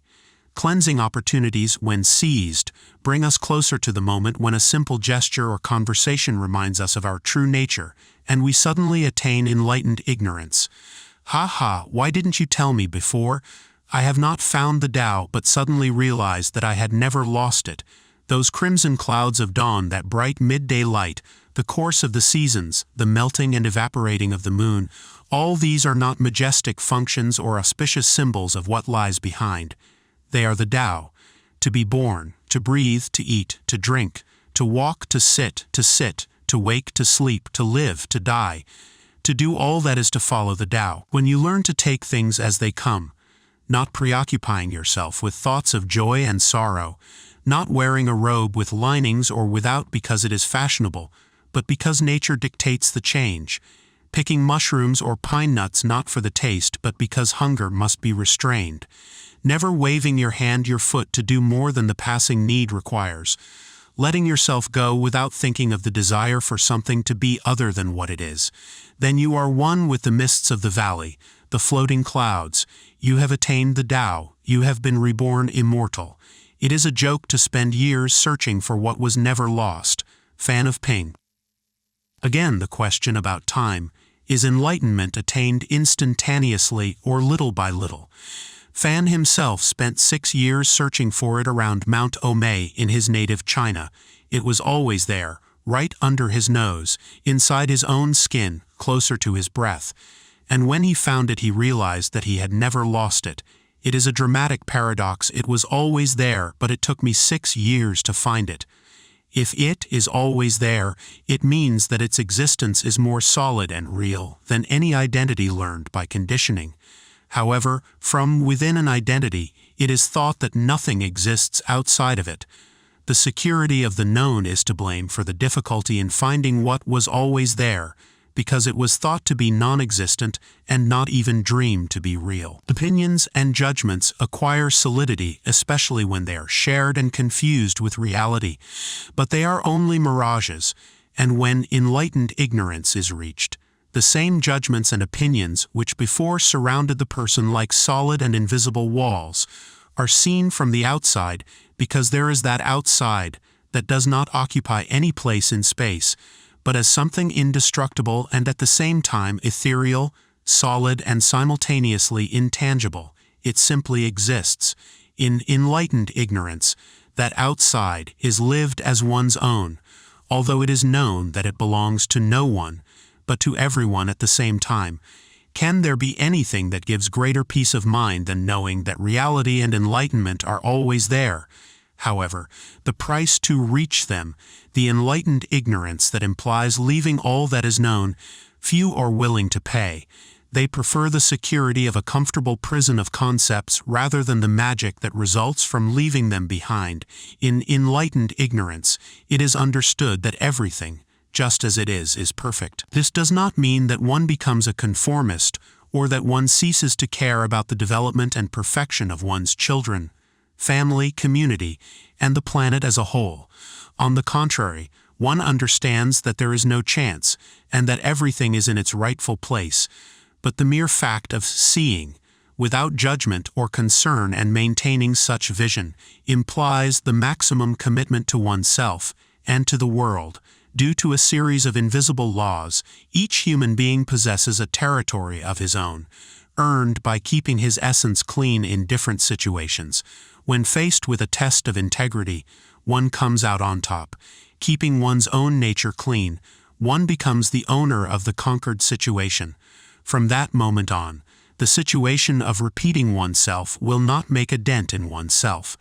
Rather, oneself will nuance the event and shape it by removing impurities and incongruities from it. In this, all the great contemplatives agree. For example, Baya ben Joseph ibn Pakuda, a Jewish mystic of the 21st century, who spoke of a 10th level of perfection in which he can remain halfway in the corrupt world and be a beacon of light for other seekers. Ibn Pakuda designed a whole system designed to distance man from his ego and to prepare him for his eventual encounter with God. In this system, outlined in the treatise, Direction of the Duties of the Heart, Baya considers that in a first stage man must recognize the unity of God in the plurality of creation. Once this is achieved, the aspirant learns to live a religious and spiritual life worshiping God in everything. If he is able to achieve this, the adept will be able to move to the next gate or level of his development. This level involves faith and trust. Here he learns to rely solely on God and to trust in the universal divine order to the extent that he feels that he lacks nothing. The grandeur and wonder of the universe has proven to him the wisdom of God, and he can now accept such wisdom as reflected in his daily life. The next level is that of acceptance. Here, even trials and sufferings help him by expanding his heart to allow God to fill him even more. The fifth and sixth abodes are hypocrisy and humility. Gained acceptance will sooner or later confront the student with a universe full of doubts and temptations. If he succeeds in overcoming them and transcending hypocrisy, he will attain humility. In the latter, he realizes that nothing is his property, and even his achievements are not his own. At the seventh gate, he will find his sins of the past. He will have to purify them with true and total repentance. In the eighth stage, the mystic examines his soul and purifies it to the degree that he can see without his eyes and hear without his ears. The ninth gate is, according to Baya, one of abstinence and solitude. In it, the contemplative enters enlightened ignorance and is filled with wonder at all that he sees. According to Ibn Pakuda, if the mystic adheres to the lessons of all levels and makes them part of himself, he leaves the world of wonder and begins to live in the deeper, more personal realm of love. Baya ben Joseph ibn Pakuda. When the amazement for everything, derived from the abandonment of concepts and judgments, does not lead to love, it is not a true enlightened ignorance. When the latter is real, love accompanies the new birth. In enlightened ignorance, accompanied by love, the magic of reality fills the spirit to such a degree that each instant is a reliable demonstration of the existence of the divinity. The soul is practically enlightened from within with a pleasurable warmth that is self-sufficient and makes the one who experiences it feel that paradise has arrived, and that it possesses hidden within it a divine nourishment which is sufficient to such an extent that it renders unnecessary all external pleasures or satisfactions. But at the same time, all that the world presents to him, the situations he lives, the encounters he has, and the events he experiences are magical demonstrations that suggest to him that his state of inner luminosity affects, in a mysterious way, the world which, like him, is enlightened. It is not possible to specify the cause of such rapture, nor to situate it or make it responsible for it in any specific way. When you imagine that he has a certain form, or think of him as resembling something, you should examine his meaning further, until the image is removed from your mind and you reach him solely on the basis of a demonstration. Baya ben Joseph ibn Pakuda. Unfortunately, it is not always possible to live a real experience of enlightened ignorance, and not because reality disappears in itself, but because its perception has been obstructed by the action of some filter. I have already mentioned that this event is the greatest of opportunities. As long as one possesses enough quality not to blame the filtering on some external event, but to see in it the demonstration of the existence of something unresolved in oneself. In the examination of oneself is the key to grasp the origin of the filter and the first step to clarify it. It is important to remember that on the way one loses not once, but many times the vision of reality, and that one finds it again innumerable times, but that the recovery always occurs as a result of this realization that the fault is in oneself and not in the world. Sooner or later one acquires the necessary faith to assume that reality possesses the most solid of existences, and that its access or ban depends on oneself and not on reality itself. Now, the demonstration that Baya demands, although it is always there, can be recovered using another strategy, and this is observation. In the absence of the inner light and its loving warmth, and in the face of the failure of perception that prevents one from seeing the magic of the world, the seeker should not despair or believe that the enlightened ignorance, tinged with love that he experienced, were illusory and a product of fantasy. Something in the human being, even in the absence of the experience of enlightenment, remains permanently enlightened, and to that something one must turn when the coldness consumes the failure of faith nestles in the heart. The something that remains and possesses all the attributes of emptiness, purity, and unity is known by different names. The witness, the observer, the one who realizes, there is coldness. Observe coldness. There is lovelessness. Observe lovelessness. There is helplessness. Observe helplessness. There is hopelessness. Observe hopelessness. There is confusion. Observe confusion. That which observes is beyond all conditions and is simple, invisible, and empty. The one who observes always remains one step ahead of the observed, and its location is external with respect to the prison wall of all identity. Since it is possible to observe one's own confusion, the observer transcends one's own mind. Since it is possible to observe the body as a unity with all its sensations, the observer belongs to a realm beyond the body and beyond all sensation. The observer is one, solid and permanent but intangible and subtle. It possesses, in short, all the attributes of the divine and is always within reach, within oneself, but without location.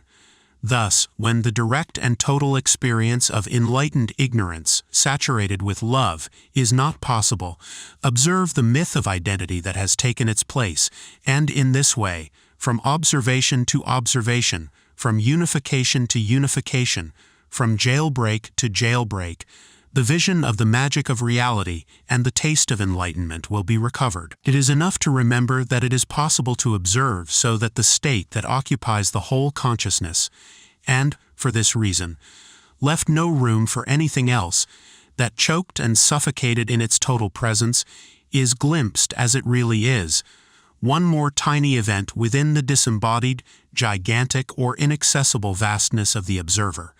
But, paradoxically, the observer disappears when he is reached because he is only a means to recover the lost unity, a tool to remake the compromised integrity.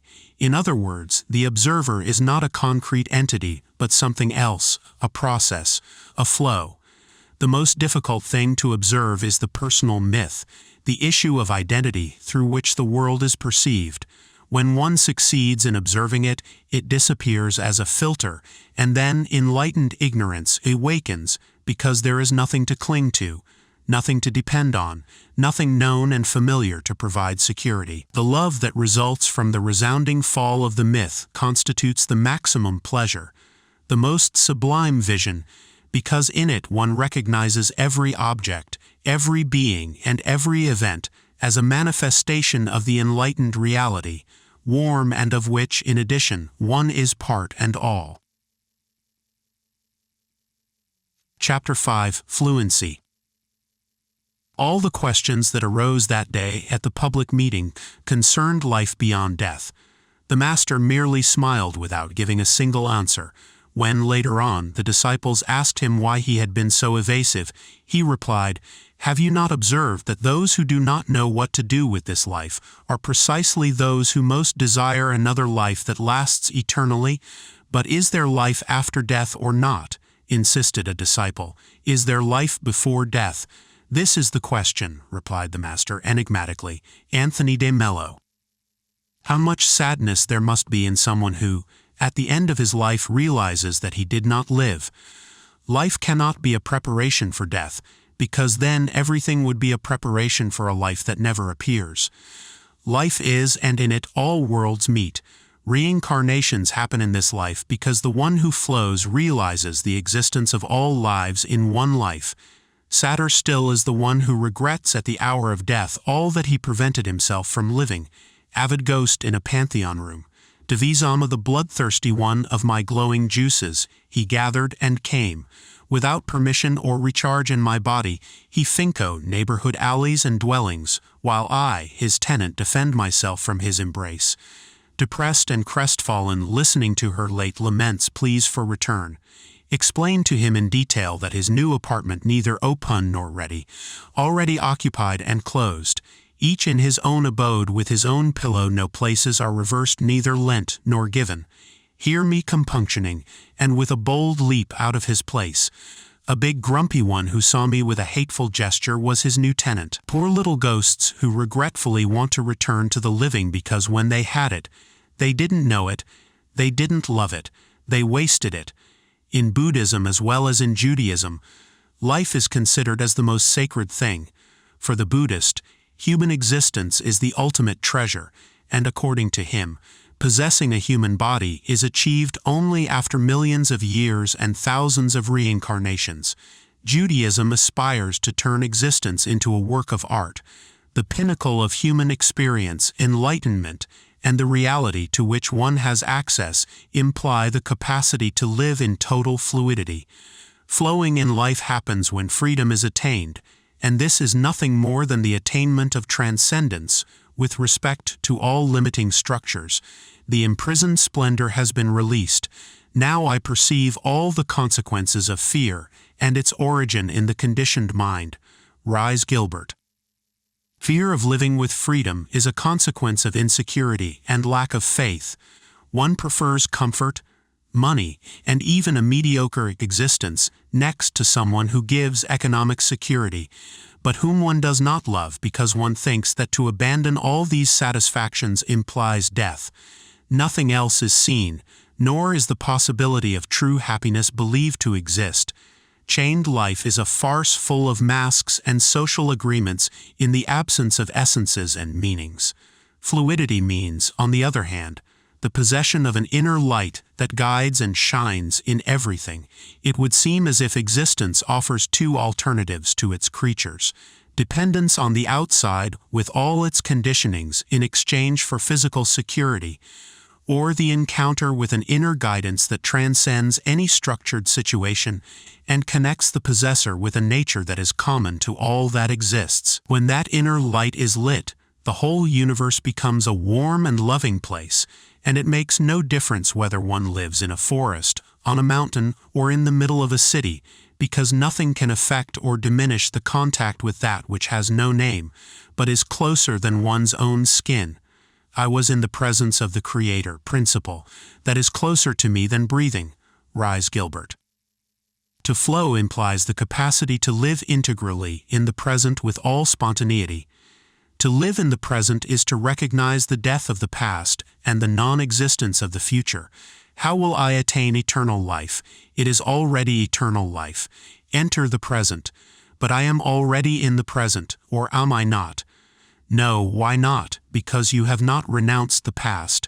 And why should I renounce my past? Not all the past is bad. You don't have to renounce the past because it's bad, but because it's dead. Anthony de Mello. Spontaneity arises and derives from an absence of blockages or hindrances between impulses or action and the actualization of them. When a Zen master was asked to explain his teaching, he said, "When I am hungry, I eat. When I am sleepy, I sleep." Spontaneity should not be confused with licentiousness or neurotic disinhibition. The spontaneity to which I refer is the same that St. Augustine had already proclaimed: "Love and do what you will." There is a state of consciousness in which the connection between the individual mind and the events of the world lose interface, and moreover everything results in a fluid, kind, and perfect way, as if a source of inexhaustible wisdom opened and a bridge of clear and exact contact shades the action from a pristine and wise center located in some mysterious place inside. All that exists is a process that assembles itself through patterns. Even the vision of a solid object results from an active process going on in the brain. The perception of the object is the final resultant of the conjunction of all its elements into a unified pattern. The object itself is also a conjugated pattern of atomic and molecular movements. To see it as an object and not as the glance of active components occurring within it, the brain has to find and decode the pattern common to all that activity. It would not occur to anyone to think that the object, as a whole, is the product of the random activity of its components. nor that it involves the cerebral activation of a process and a pattern, and the latter is because the brain is evolutionarily prepared to unify all the complexity of the components that form the pattern object. This unification appears to perception and common sense as a fixed and inanimate solid. We do not have access to the processing, but to its final resultant, and this presents us with the reality of the process as an object. If our brain were not prepared to perform the unification of the elementary components of the object as a whole, we would not see a solid object, but the process itself, or its elements, in relation to each other, but separated. In other words, we would not be able to discover the total pattern, but only some of its portions, and then these would appear as outputs and fixed. For more complex but equally non-random processes than those resulting in the vision of a solid object, our perception is reversed, and we now assume the existence of randomness and the absence of unification and solidity. We have unified access in our perception only at certain levels of complexity. Below our decoding thresholds, nothing is random and everything is solid. Above everything seems to be random and subtle. But randomness and solidity depend on the instrument we use to perceive and on our filters, but not on reality itself. Suppose an ichthyologist is exploring ocean life. He introduces a net into the water and catches a whole assortment of fish. Inspecting his prey, he proceeds in the usual manner of a scientist with the object of systematizing his discoveries. He arrives at two generalizations. A. No creature of the sea is smaller than 2 inches. B. All sea creatures have gills. Both are true for his harvest, and he tentatively assumes that they will remain true as many times as he repeats the catch. Applying this analogy, fishing is the body of knowledge that constitutes physical science, and the net, the sensory and intellectual equipment we use to obtain it. The casting of the net corresponds to observation, for knowledge that has not been or cannot be obtained by observation is not admitted in physical science. An onlooker might object by saying that the first generalization is false. There are many sea creatures smaller than 2 inches. It is just that your net is not adapted to catch them. The ichthyologist scornfully dismisses the objection.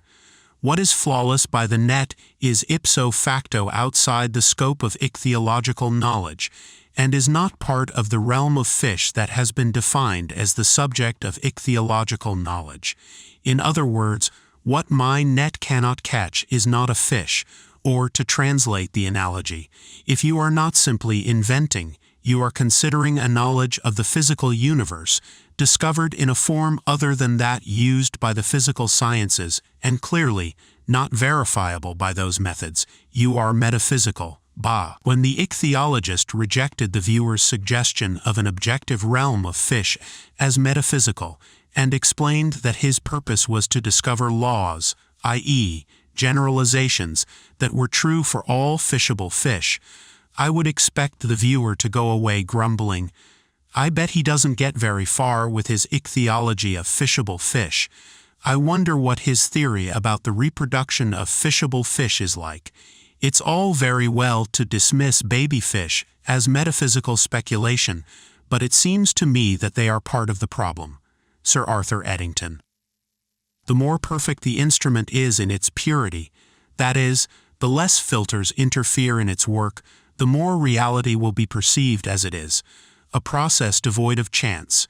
In a village there lived a very poor old man. His house was a farm, and in a stable of his property he had a beautiful white horse. All the kings and great lords of the surroundings envied his possession, and on many occasions they had proposed to him to buy the horse, offering him large sums of money. The old man had always refused, considering that his horse was not an object but his friend and companion, not to be exchanged or reduced to a commercial operation. The villagers considered that the old man was crazy because he preferred to live in poverty rather than accept such tempting propositions from the kings. The old man answered them by saying that a friend cannot be sold. One morning the stable dawned empty. The people gathered in front of the farm criticized the old man's bad mentality, telling him that he was now without a horse and without money. Hearing them, the old man replied, "You cannot judge whether this is a curse or a blessing. We cannot know the whole, but only its fragments. All that can be said is that the horse no longer lives in the stable." The people criticized the old man, telling him that nothing was clearer, that the event meant a curse. One afternoon, 3 weeks later, the horse returned to the farm, bringing with him 12 white horses that he had found in his wanderings. The people gathered again to rectify his judgment. "You were right," they told the old man. "What happened to you was not a curse but a blessing." The old man looked at them in surprise. "I am surprised," he told them, "at their lack of understanding. The only thing that can be said now is that 13 white horses live in the stable. Whether it is a curse or a blessing, no one knows. We only see fragments and not the whole." The old man had only one son, and he began to train the horses. One day, one of them slipped and fell on the young man's legs, rendering them completely useless. The people gathered again. "You were right again. What happened to you was a curse and not a blessing." The old man could not believe it. He looked at his countrymen and said to them, "Once again you are behaving without understanding. You are fools and fools. No one knows whether this is a blessing or a curse. We see only fragments and not the whole. The only thing that can be said is that my son can no longer walk." The villagers debated among themselves. Some felt that the old man was right, but others could not believe that a father would not consider a son's disability a curse. A few months later, the neighboring country declared war on the village, and the government sent for all the young men of military age. Defeat was certain, and all the families mourned as they said goodbye to their sons forever. The only one who was not called up was the invalid son of the old man. Again, the people gathered in front of the old man's farm. "You were right again," they told him. "Your son's invalidity is not a curse but a blessing." The old man became angry. "When will you understand? We see only a fragment and not the whole. For Mo it is not allowed to judge." Anonymous Taoist tale. The story speaks for itself, and the only thing I could add is that the events in this remote village or in any contemporary city, village or town are not random and instead are governed by supreme laws, which when understood transpire a majestic and essential wisdom. Access to the recognition of any pattern begins with the perception of two elementary events, interconnected or related to each other. To detect relationships, our system possesses an inherent capacity. The best proof of this is the perception of our organic body. This is, in fact, a hyper-complex set of relationships between cellular elements that is perceived as a unit. It is perhaps because of the ease and tuned perceptual automatism to see it as a unit that we consider the body as our identity. This identity, however, is more expanded, and its perception also involves the detection of extra-bodily relationships. In other words, just as all cellular interactions give us the illusion of an embodied unity, the perception of the interaction between elemental experiences can be glimpsed as determining more expanded unities than the organic body. Brains that have evolved over millions of years have developed ever more perfect convergent circuits and neural processes, capable of unifying ever more complex information. The solidity of objects is the perceptual result of this refinement. The human brain continues this work of discovering the existence of non-random patterns in increasingly complex processes. But we are still far from achieving, at the biological level, the unification of the totality. We see fragments detached from each other, and only the wisest among us are able to recognize their own limits and not ascribe them to reality. If we could recognize the complex units as we recognize the simple ones, faith would accompany us at all times, because every moment would have meaning in itself and as part of a wise process. The wisdom of the whole would appear to us pristine and full. The fault for not perceiving in this way lies with time. We function in a present that is experienced as temporal but has a duration. The duration of the present determines the solidity or invisibility of a process. The closer one is to enlightenment, the greater the expansion of the present. In the experience of reality, the duration of the present is infinite, and therefore everything is perceived as a pattern with intelligence and wisdom in which nothing is surplus and nothing is missing. Everything is as it should be, including ourselves, and therefore the only alternative is to flow in that present that contains everything. However, the above does not imply absolute determinism, nor does it mean that enlightenment aims at reaching omniscience in which everything is known, including the outcome of any action. Nor does the view of the world as possessing meaning, and of what happens as a process interfere with individual freedom. This is so because the reality of enlightenment does not belong to events and processes, but to the one who perceives them. The world follows its course, full of meaning and in the absence of chance, and so it is perceived. But the taste of enlightenment does not depend on events, however wise they may be. That taste depends on that which belongs to no mode but is found in all, belongs to the being in which all processes occur. Since the Tao is the whole, and there is nothing outside of it, since its multiplicity and unity are identical, when a finite being detaches itself from the illusion of a separate existence, it does not lose itself in the Tao. Throwing off its imaginary limits, it becomes immeasurable. It submerges the finite in the infinite, and although only one remains, the finite, far from being diminished, assumes the stature of the infinite. This perception will bring you face to face with the true secret dear to all accomplished sages. The mind of the one who returns to the source becomes, with it, the source. Your own mind is destined to become the universe itself, Sen Lao Wang. The secret lies in unity, because from there come all the influences that we do not recognize as our own, but which are so, even if we do not realize it.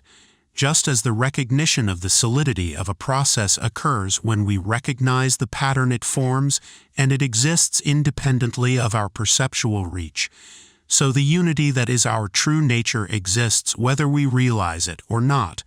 When we become enlightened, we will know that it was always there, but that we were unable to recognize it. Fluidity depends on this inability to recognize it.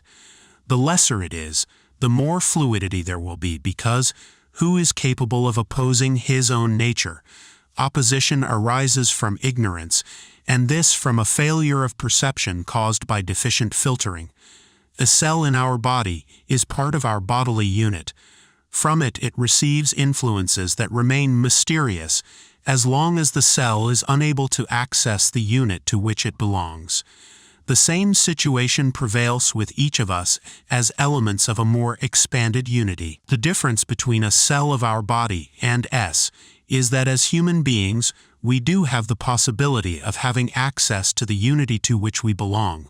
For this reason, we are greater than the angels themselves, and for the same reason Buddhism considers the human body as a priceless treasure and human life as a non-fortuitous result of a development in which the accumulation of good deeds leads to the possession of such an exalted and valuable instrument capable of leading us to enlightenment. To achieve the portent of enlightenment, it is necessary to flow, because otherwise we hinder the thrust of a wisdom that has as its direction and objective to make us live our real nature. To oppose this force delays our progress and slows down its development. To flow results from the capacity to accept, and to accept is possible only when one possesses faith. Possessing faith, in turn, results from knowing that everything is a wise process in which there is no room for chance. Everything that happens to us has a reason and a motive. In every problem we face, there is a lesson and an opportunity for growth. All the circumstances we experience happen in the exact way in which they happen, for a reason that sooner or later will become apparent. Every crisis in life is a catapult to reach higher. Every confrontation, a blessing that reflects us, and in which we reflect our own shortcomings.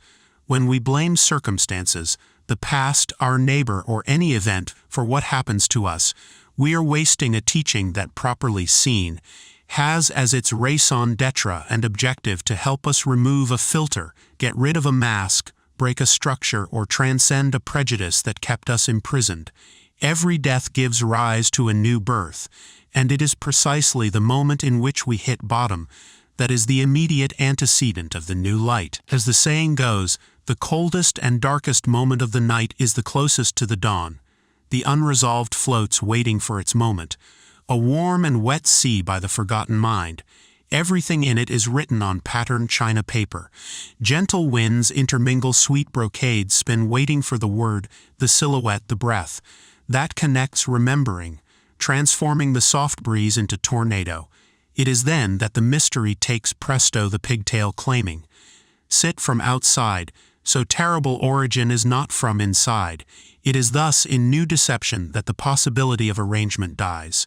In the meantime the ballot is still floating in wait. Filled it has no doubt new line, but it is not enough when it is completed. All must be accepted from the inside. The wisdom of unity is profound and persevering.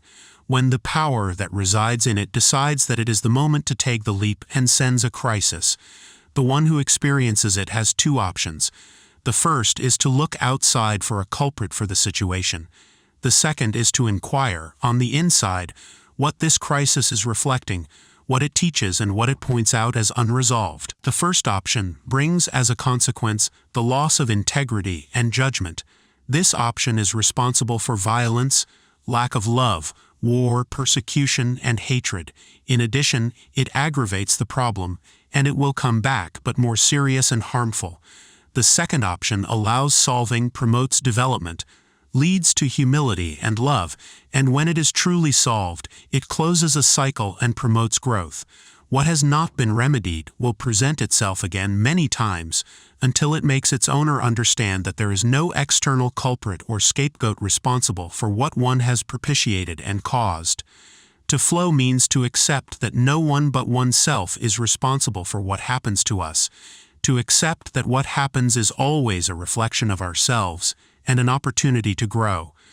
To grow means to get closer to what we truly are, and this is the totality in which everything that happens inside.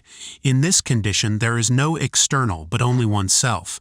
In this unity, one cannot think of not flowing, because to flow is to be alive, and not to flow is to be dead. To flow, humility is a basic requirement. One of the greatest impediments to flow is vanity and pride. One can be sure that whoever manifests them is a pedant and not an enlightened one, since their presence is a sure indication of the existence of a filter of reality and a proof of the lack of realization of reality. In simplicity, one flows because there are no ego blocks and no roles to play but unity with reality. Chapter 6. Knowledge of Reality. Thou shalt love thy neighbor as thyself, the Bible. A Sufi was asking God, "Show me your presence without the veil of your attributes." And God answered him with a resounding refusal. "But why? Because you will not resist the solitude of my divine unity." "But yes, that is what I want most," the Sufi asked again. Well, God agreed. "Know then that you are that, Pir Vilayat Inayat Khan." To know reality is to know oneself. But who is oneself? Self is the whole. From the true self, everything happens inside the body that has lost its limits and whose skin has no boundaries of separation with anything external. The latter should no longer seem strange to anyone who has followed the explanations in this book. The knowledge that our true identity is the whole is possessed by those who understand the way we perceive and know the psychophysiology of this process. Earlier I mentioned that the brain creates a hypercomplex distortion of the lattice of space-time through the creation of the neural field. I also explained that the neural field, interacting with the lattice, results in an interference pattern which we perceive as reality. Strictly speaking, the neural field does not interact with the lattice, but is itself a distortion of the lattice itself. Precisely for this reason, the neuronal field occupies the whole extension of the lattice, and therefore our true identity is the whole. From the above consideration, it can be inferred that the most natural and true state of consciousness is the unity consciousness, in which there is no exterior, separated from an interior, but only the latter, since it is the distorted lattice that experiences and perceives.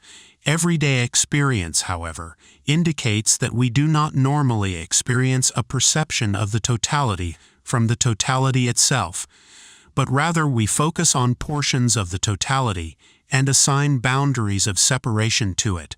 This means that, in addition to the interaction between the neural field and the lattice, there is a mechanism of the focalization of experience responsible for its fragmentation and restricted localization. Synergistic theory calls this mechanism the directionality factor. The directionality factor, by focusing on a restricted zone of the interaction between the neural field and the lattice, causes only this zone, to the exclusion of all others, to penetrate the field of perception. This limited access of the consciousness gives us the illusion of distance and separation, and makes us think that our identity is restricted. Avoiding us in our daily life the perception of unity, our reality filtering mechanisms are responsible for this illusion. The factor of directionality is precisely commanded by our filters, and it is they who make perception focus, taking away from it the total and natural amplitude that biologically belongs to it. I have already mentioned how we learn to restrict and filter the perception of reality, and the power that our education and conditioning have to make us see in the way we do. Now, let us think about the knowledge of reality from the reference of the most natural perception, that which the enlightened one has recovered. From this perspective, every event in the universe must be perceived as happening to oneself, since there are no perceptual boundaries, and the neural field occupies the entire universe. The sensation of one's own body must be indistinguishable from the total extent of the universe. This being the most natural identity, and having access to all existing processes, nothing that happens in the universe should go unnoticed or be considered and experienced as foreign or different from oneself. It is already an experimentally proven knowledge that very subtle changes are detected by the brain.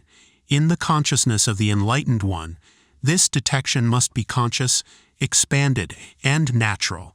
Since one's own body has expanded, all other beings are experienced as participating in the same unity. Therefore, the perception of others is inextricably linked to the perception of oneself. Neither the suffering nor the joy of others can, in this natural condition, be independent of one's own suffering and joy. For this reason, in this condition, one is brother to all that exists and to all who live, and also for this reason neither selfishness nor separateness can exist. Rather, what exists is a universal love that admits of no exceptions. One's own body, being one with the rest, possesses such a wealth of events that there is permanently a state of wonder, interest, and enchantment for the present. Since everything is part of oneself, there is no distance, and therefore experience can arise in any area of the universe, or in several at the same time, as with the organic body, which, in everyday consciousness, exists as a unity and simultaneously with all its parts. In the expanded body of the enlightened one there coexists an experience of absolute unity and a differentiated experience of each of its portions. In this way, and just as in the organic body, one can attend preferentially to one portion over another, and at the same time be conscious of the total unity. Within the universal body there are no distances or velocities, so that the enlightened one can place himself in a distant galaxy instantaneously, move from the solar system or to the Earth, or sense all locations at the same time. The perception of the universe in this natural condition is the same as that of an object for conditioned perception. That is, the whole universe must be perceived as a quasi-solid, detecting in it the sublime pattern resulting from all its processes. This universal pattern, in addition to being seen, is experienced as a feeling of being oneself in everything. On the other hand, the recovery of the natural perception of unity and the experience of one's own body as indistinguishable from the totality, make the enlightened one acquire responsibility for the health and good functioning of his own body. The meaning of his existence is thus linked to the well-being of the whole. His condition must be the same as that of the totality of his universal body. To admit any other condition would be as much as to allow a sick zone in the organism. The sickness of one portion affects the whole, and therefore its responsibility implies the attainment of a generalized enlightenment. The clearest historical example of this decision of congruence with the attainment of an enlightenment of all beings was that of the Buddha. The very existence of this enlightened one indicates that this knowledge of reality is not theoretical, but totally experiential and truthful.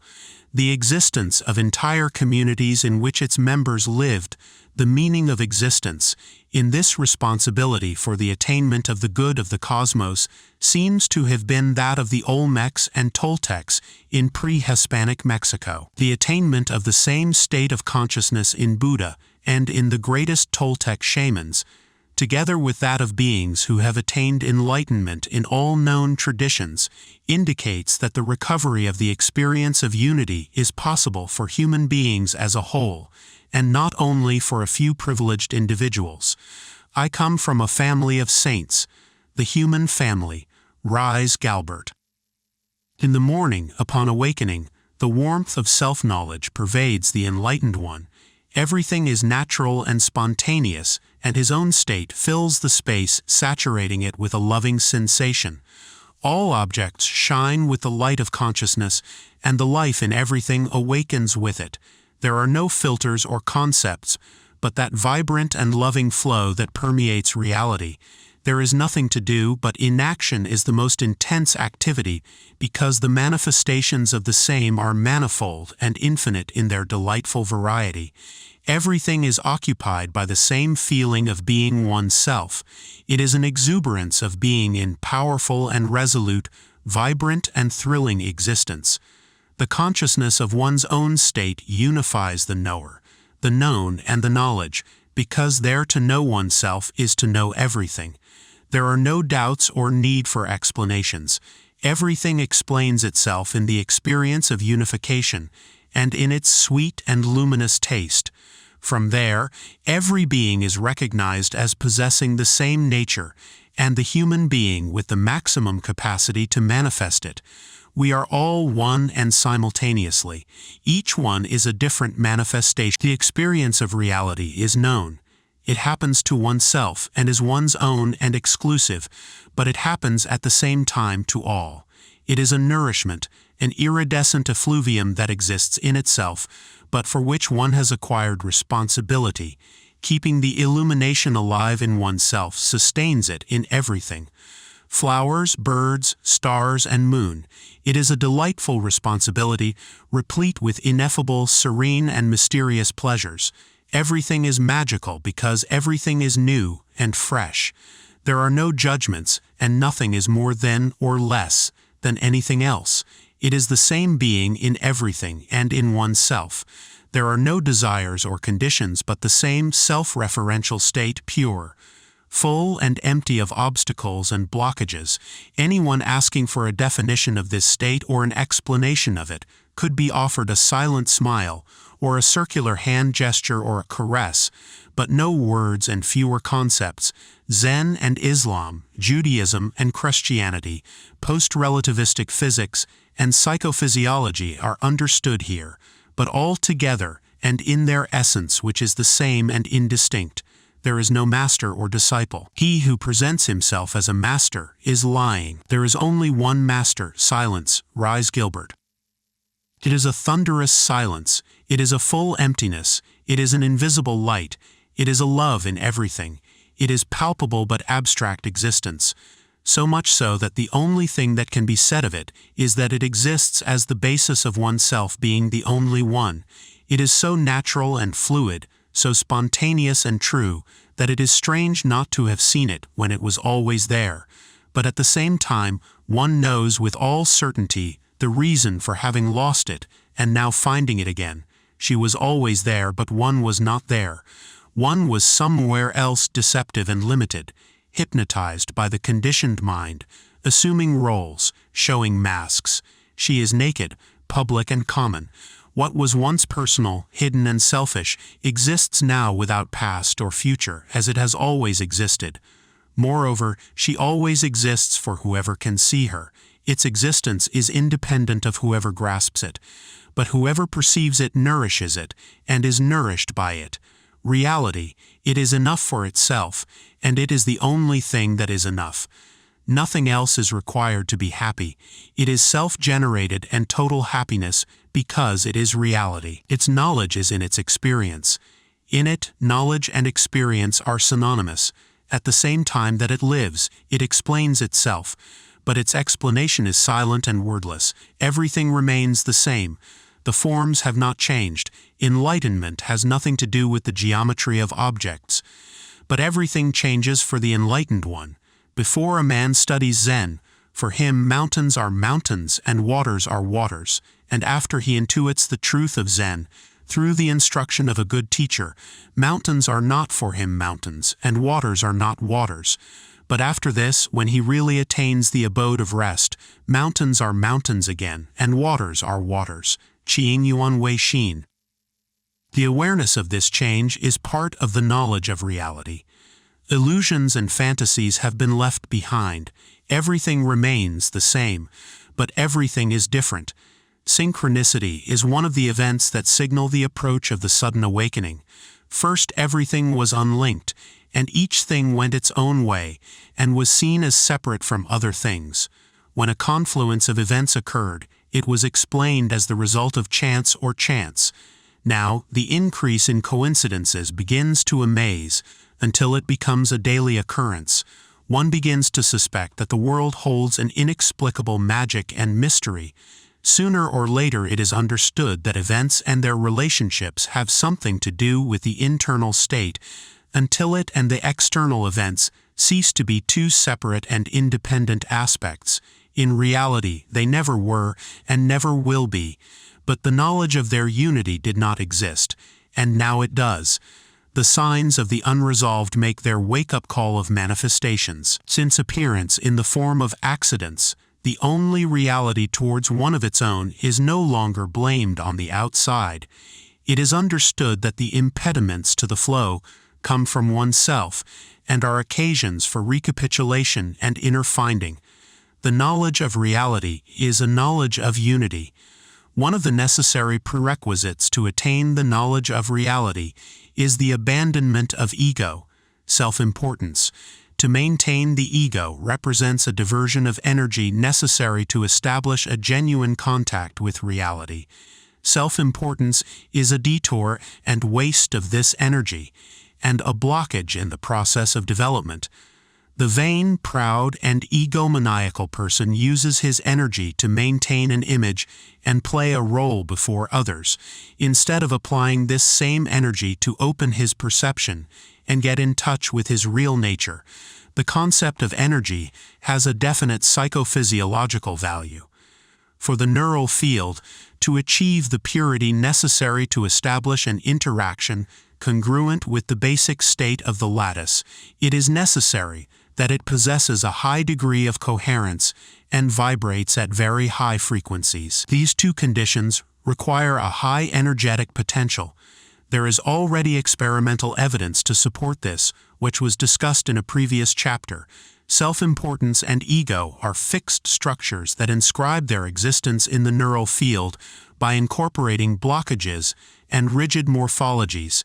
These morphologies act as informational garbage and cause the field to filter reality instead of flowing into it.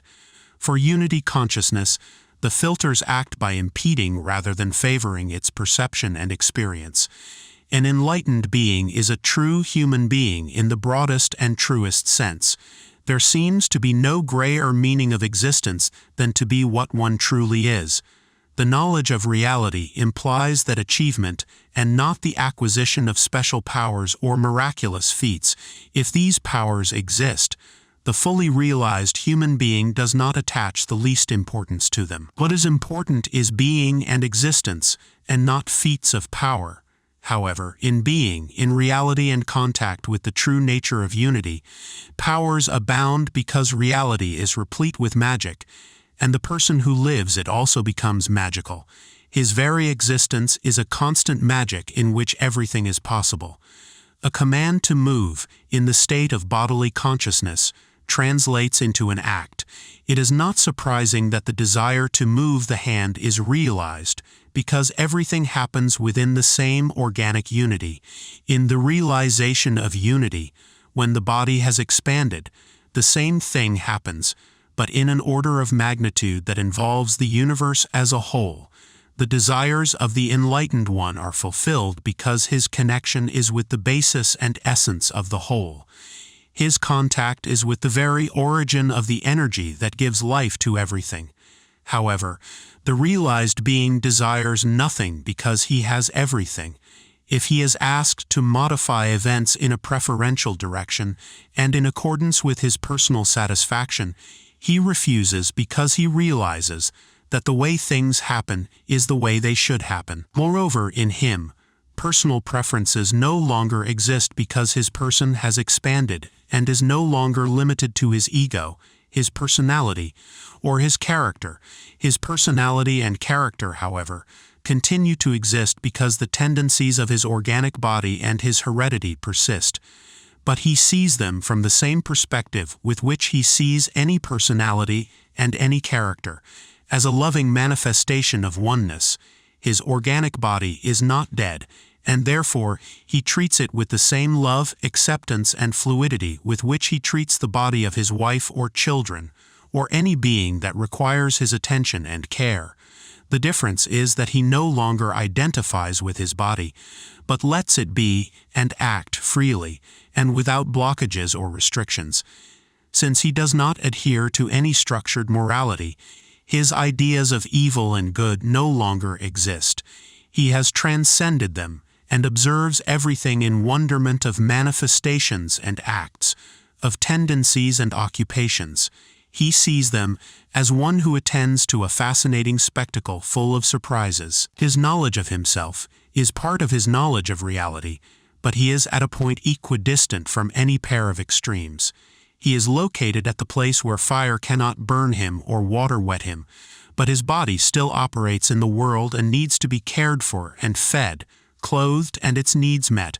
Since he no longer identifies with his needs, although they persist, he also sees them from the perspective of a loving parent. The powers of perception he has acquired are also not his possession, and he does not identify with them. If they manifest, that is fine. If they cease to do so, that is also fine. There is no loss or gain for the enlightened one, and both conditions are glimpsed from the same balcony of satisfaction and perfection from which he perceives any event. If he must act, he acts. If he must not act, he does not act. If he must speak, he speaks. And if he must remain silent, he remains silent. There are no imposed rules or obligatory conditions for one who is established in the reality of his true nature. Therefore he, who has had the good fortune to meet a being fully realized in enlightenment, is amazed at his spontaneity and fluidity, at his absence of poses or inhibitions. Everything in him is a free and graceful flow, in a total attention to the present, and in an intensity that seems superhuman. The same fluidity and spontaneity are found in the behavior of jungle animals, and in the countryside untamed by man.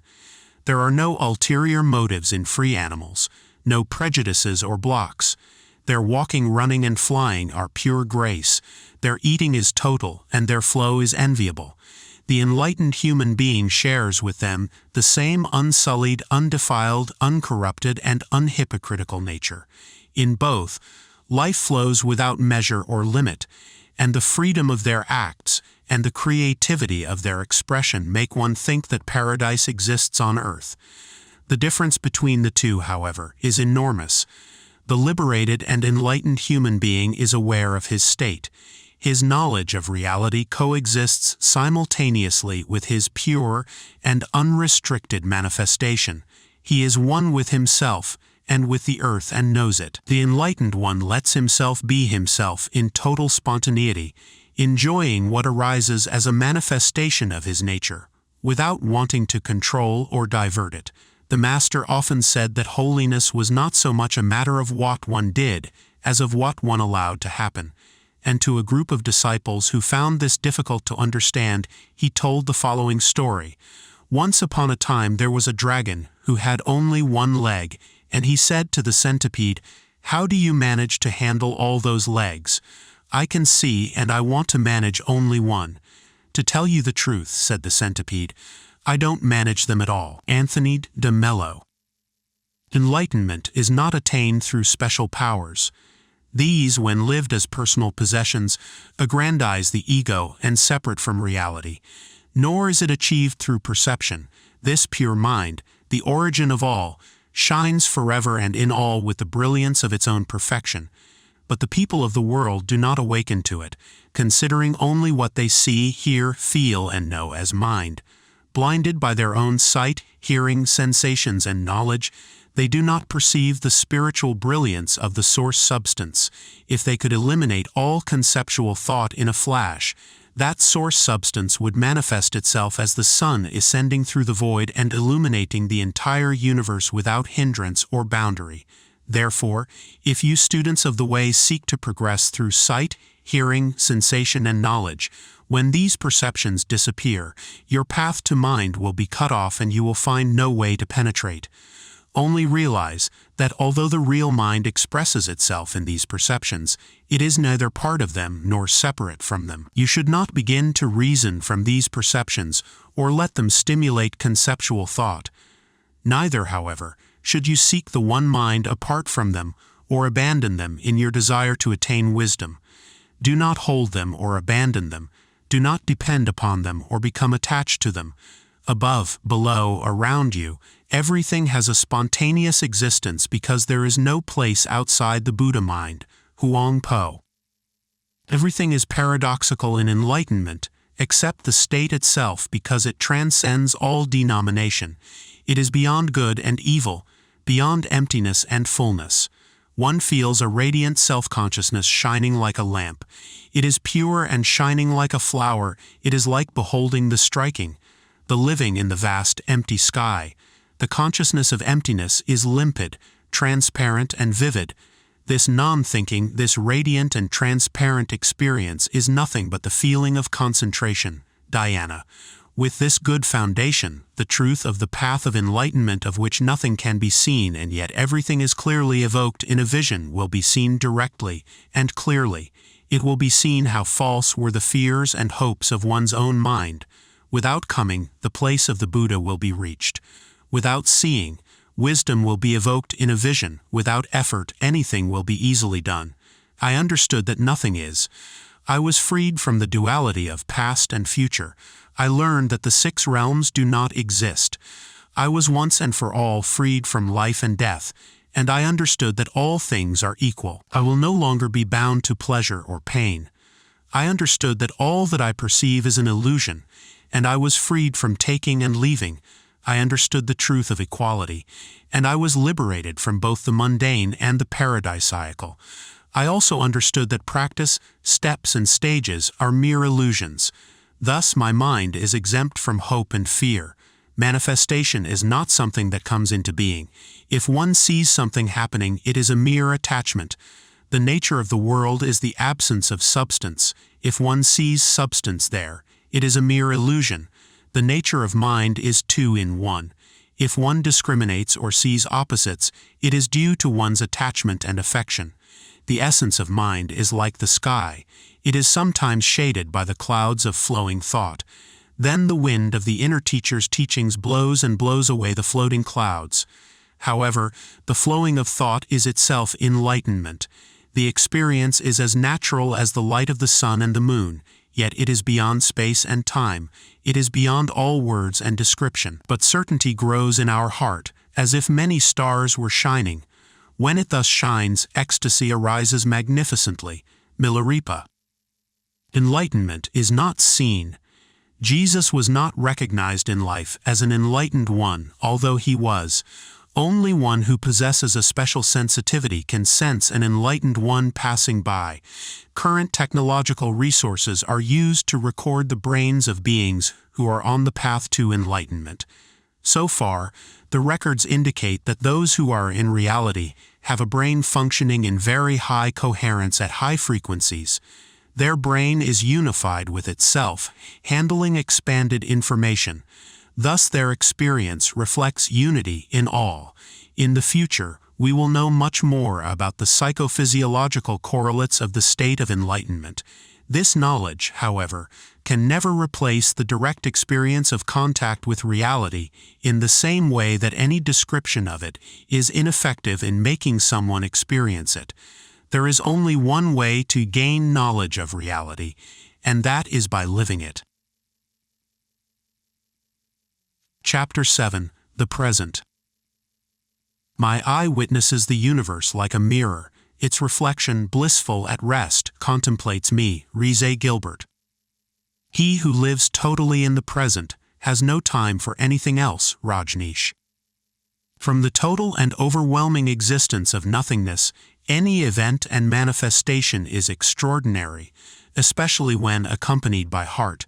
Death as a counselor teaches to appreciate this beauty of existence, regardless of its flavor and character. From there, from the non-existent, everything is glimpsed as a magical happening, created from a total emptiness. It is from this perspective that the present and all its events are perceived without judgments or concepts. The only thing that can be said is that events occur, none more valuable than the others, all equally magical.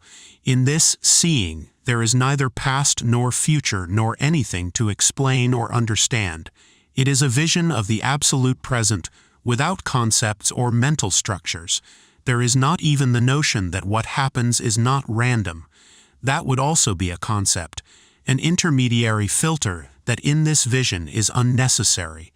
However, it does not happen because it is unnecessary, but because the point of reference in which we live is total innocence. If someone loves us, from this perspective, the beauty of their love lies in the very fact that such a manifestation is possible.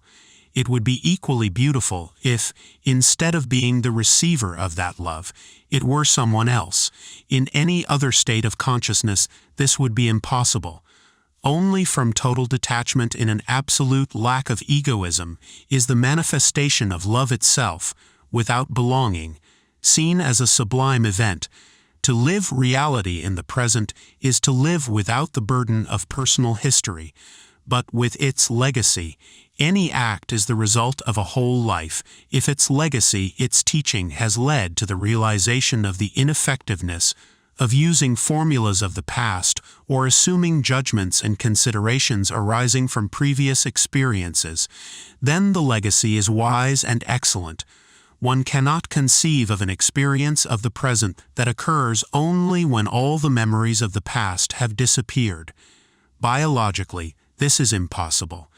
The memories are still there, but neither their affective charge nor their conditions qualify the experience of the present. The more consciousness there is in the experience of an event, the more powerfully it will be inscribed in the memory.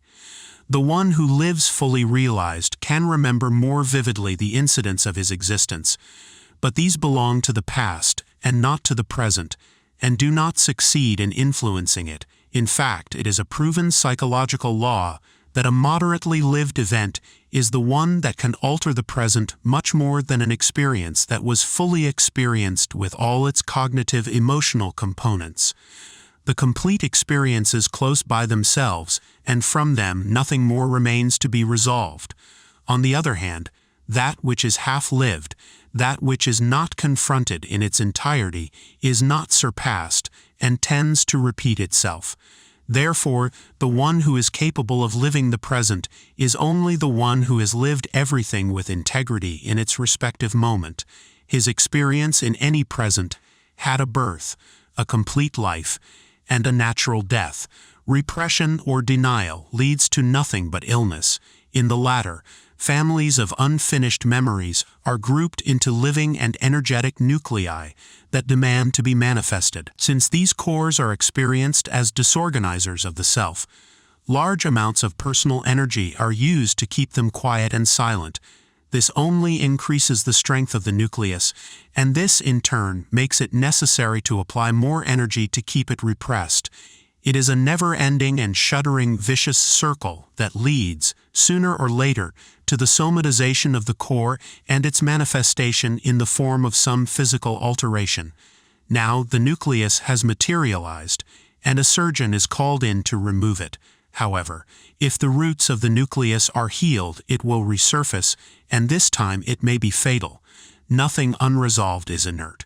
Everything requires an adequate way of manifestation at the risk of, if not, revealing itself pathologically. Whoever possesses this teaching as a legacy of his life has no choice but to learn to act with complete freedom and follow his impulses, giving them healthy and true outlets in accordance with his real nature. Myriads of manifestations and events coexist in the present. Its experience requires being here and now, whole and fresh. Whoever dominates the present, living it with full intensity, without pathogenic nuclei, or the need to inhibit any manifestation, possesses a majestic dignity.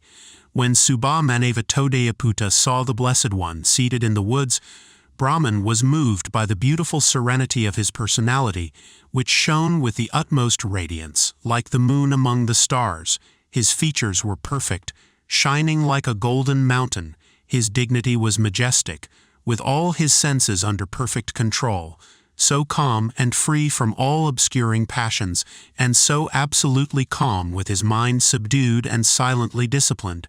D.T. Suzuki. The subdued and silently disciplined mind of Buddha is a mind free of pathogenic nuclei to be inhibited. Disciplining the mind into silence is only possible when there is no disturbance in the mind linked to unresolved aspects of the past. The control of the mind does not imply its repression but its equanimous observation from a place beyond the mind and its contents.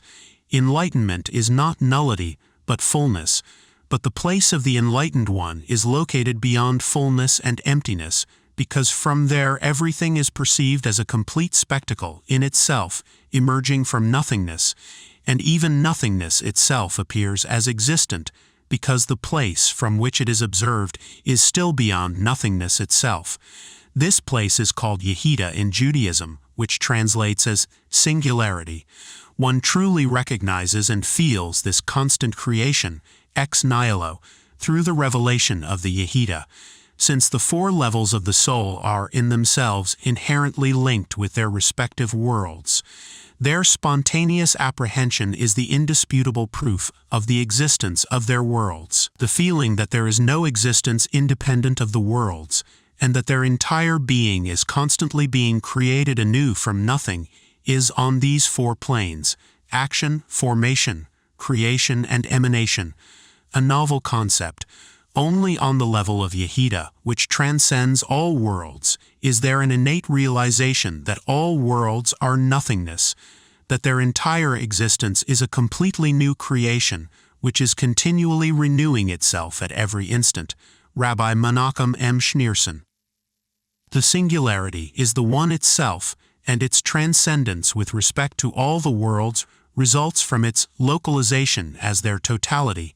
From there, the vision of nothingness is produced, because everything that happens takes place in its bosom, and there is no external reference point to which creation can be attributed. The feeling of singularity is synonymous with that of unity in oneness, since there is no other. There are not two totalities. There is only one being, and that is one. Between the banks of pain and pleasure, the river of life flows. It is only when the mind refuses to flow with life and remains stuck on the banks that it becomes a problem. By flowing with life, I mean acceptance, letting come what comes and go what goes. Do not wish, do not fear. Observe the present as and when it happens, because you are not what happens, you are the one it happens to. Ultimately, you are not even the observer. You are the fundamental potentiality of which all-embracing consciousness is the expression and manifestation.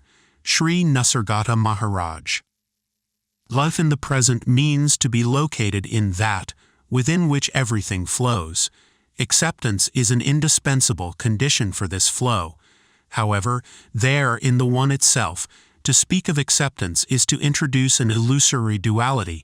Nothing can be accepted or rejected when there is no one who accepts or rejects separate from the event or happening. In the flow in the One itself, there is no separation between what flows and the one who allows the flow. Each of the different traditions has used a different name to express the same content. In Buddhism, for example, the name mind is used to express that indescribable principle that forms the basic essence of all that exists. Mind is uncreated and has no beginning and no end. From it, all that exists is created, and its substance is of an absolute and indissoluble unity. The God of Judaism possesses attributes that make him indistinguishable from the mind of Buddhism. God is a simple and absolute unity in which there is no room for any differentiation. He is uncreated, has no beginning or end, is in everything, and gives life to everything. His existence takes place in an infinite present and has no form, color, or size. In Taoism, the Tao cannot be defined, and whatever can be said about it does not encompass or explain it. The Tao is in the essence of everything being itself. It is also not created and exists in an absolute present that does not admit temporality. The Tao is one and totally indivisible. God, mind, and Tao are conceived as always existing in a timeless existence, as if what these terms refer to is that itself, which is reached in the instant in which one succeeds in living in the present, when all the filters of reality vanish, and the real nature of the One itself manifests itself. The one who attains this condition bequeaths, in his witnessing of it, the evidence that there is a sublime form of human existence in which all the attributes pointed out in this book are manifested. This form of existence is not separate from the human, but on the contrary, is the most genuinely human to the extent that the one who lives it is the only one who, in all justice, can call himself Son of Man. Science, strangely enough, approached this condition of unification when it discovered that any act of observation affects the observed, and that, therefore, there is no basis for supposing that the observer and the observed belong to two separate realms independent of each other. In this scientific finding percolated the existence of the one mind. This era of the late 20th century is witnessing the confluence of all traditions and of science itself in a knowledge that is allowing us a closer approach to what we truly are. There is no longer any justification for not participating in this knowledge and in experiencing the taste of enlightenment. One of the reasons that can prevent such a realization is a defect of self-valuation. A human being educated in a punitive environment and stimulating feelings of guilt conceives himself as bad, undeserving, or incapable of achieving any degree of permanent happiness. Faced with this conception of himself, it is not strange that the same subject projects his way of seeing himself onto others and onto life itself. He cannot conceive of the existence of enlightenment because he considers it impossible to achieve, illusory, idealistic, or a product of an unbridled fantasy. When he hears that a realized being is one who has transcended his self, who has left it behind to penetrate a more universal and abstract level of existence, he misinterprets the description and feels familiar with it, but not because he is beyond his self, but because he does not even possess one. In order to transcend the self, it is first necessary to possess and love it. Otherwise, the supposed entrance to the spiritual realm is rather a prelude to hell. In his rejection of his own self, and not in his transcendence, he can interpret enlightenment as he lives his own life, empty, meaningless, and, since every explanation of reality is paradoxical, there is a high possibility of confusion in a purely rational understanding of it, especially for those who have not been able to solve their most elementary psychological problems. Hence the rejection and aversion so common in Western man towards the teachings of the masters of the East. No one who does not possess an elementary psychological level of mental health can benefit from a sudden leap towards realization. Always, sooner or later, the illusion will disappear and he will have to face his unsolved problems, or half-solved ones, with the aggravating factor that now their solution will have become more difficult. An example of this error is the use of drugs that stimulate altered states of consciousness.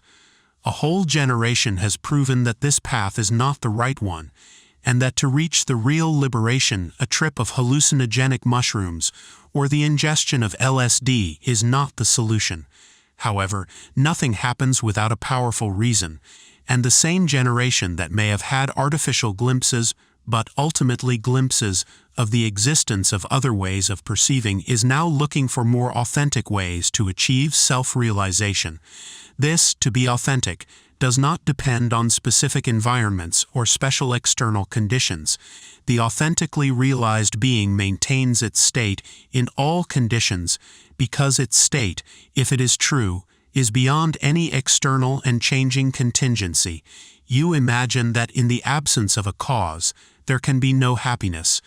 To me, dependence on anything to achieve happiness is utter misery. Pleasure and pain have causes, while my state is mine, wholly independent, uncaused, and unassailable. I can perceive the world as you do, but you think you are inside it while I see it as an iridescent drop in the vast expanse of consciousness. No matter what happens, I remain. At the root of my being is pure consciousness, a spark of intense light. This spark, by its very nature, radiates and creates images in space and events in time spontaneously and effortlessly. As long as it remains attentive and relaxed, there are no problems. But when the discriminating mind comes into function and creates distinctions, pleasure and pain appear. Sri Nisargadatta Maharaj.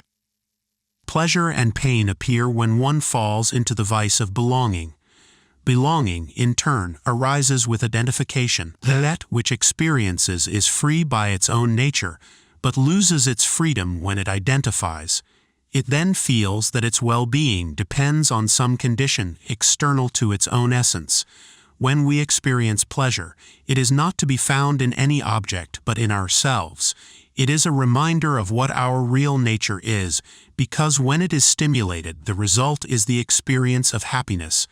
The problem consists in believing that this happiness was caused by something, when, in reality, it is contained in itself in our real being. One of these conditions of the ability to live the present in happiness is to maintain contact with our true nature, regardless of the passing of the days, the houses we inhabit, the environments in which we live, or the people with whom we interact. Living the present does not imply forgetting who we are, but on the contrary, recreating at every moment the contact with ourselves. In this way, neither the passage of time nor the illnesses of our body or the events we face will be able to alter us. The clearest sign that someone has not been able to go through and transcend his myth or theme of personal identity is to hear him complain about the repetition of the days, the boredom of life, and the existence of nothing new under the sun. What this complaint really hides is the inability of the one who emits it to get out of a prison that he himself has built. It is not a complaint about reality, since he has no knowledge of it. If he did, the last thing that would occur to him would be to complain about it. The reason for the complaint is his own alienation and the absence of contact with his real nature. This is always new and brimming with freshness and well-being. The being new does not refer to the changing external appearance of objects or to the novel succession of events, although these two are created anew and at every instant. The reference is to the unfathomable and infinite depth of the sensation of the sameness of the one itself. It is this sensation that truly makes no day like another or that reality can be accused of being boring. To penetrate into oneself, noticing the constant rebirth of the self, always the same and always different, is to discover the eternal novelty of the existence of reality. When one lives thus in oneself, one also lives thus in the world. Being new to oneself permeates the world with the same freshness. The self becomes self when the world and oneself merge into reality. When this happens, the angels rejoice at the event, and the enlightened ones of all ages and traditions smile. There are no important events for the enlightened one, except when someone attains the supreme goal. Only then does his heart rejoice. Sri Nisargadatta Maharaj. Every object, as the self merges into the self, becomes permeated with consciousness and bathed in the very light of the one who has thus attained reality. Whatever his attention touches will be kindled with the same flame of the consciousness he has attained. Consciousness is in everything from the tiny pebble, the rounded dewdrop, the dog, and the galaxy. It is in the three-dimensionality which is sustained by penetrating in unequal measure into the fourth residence of the observer.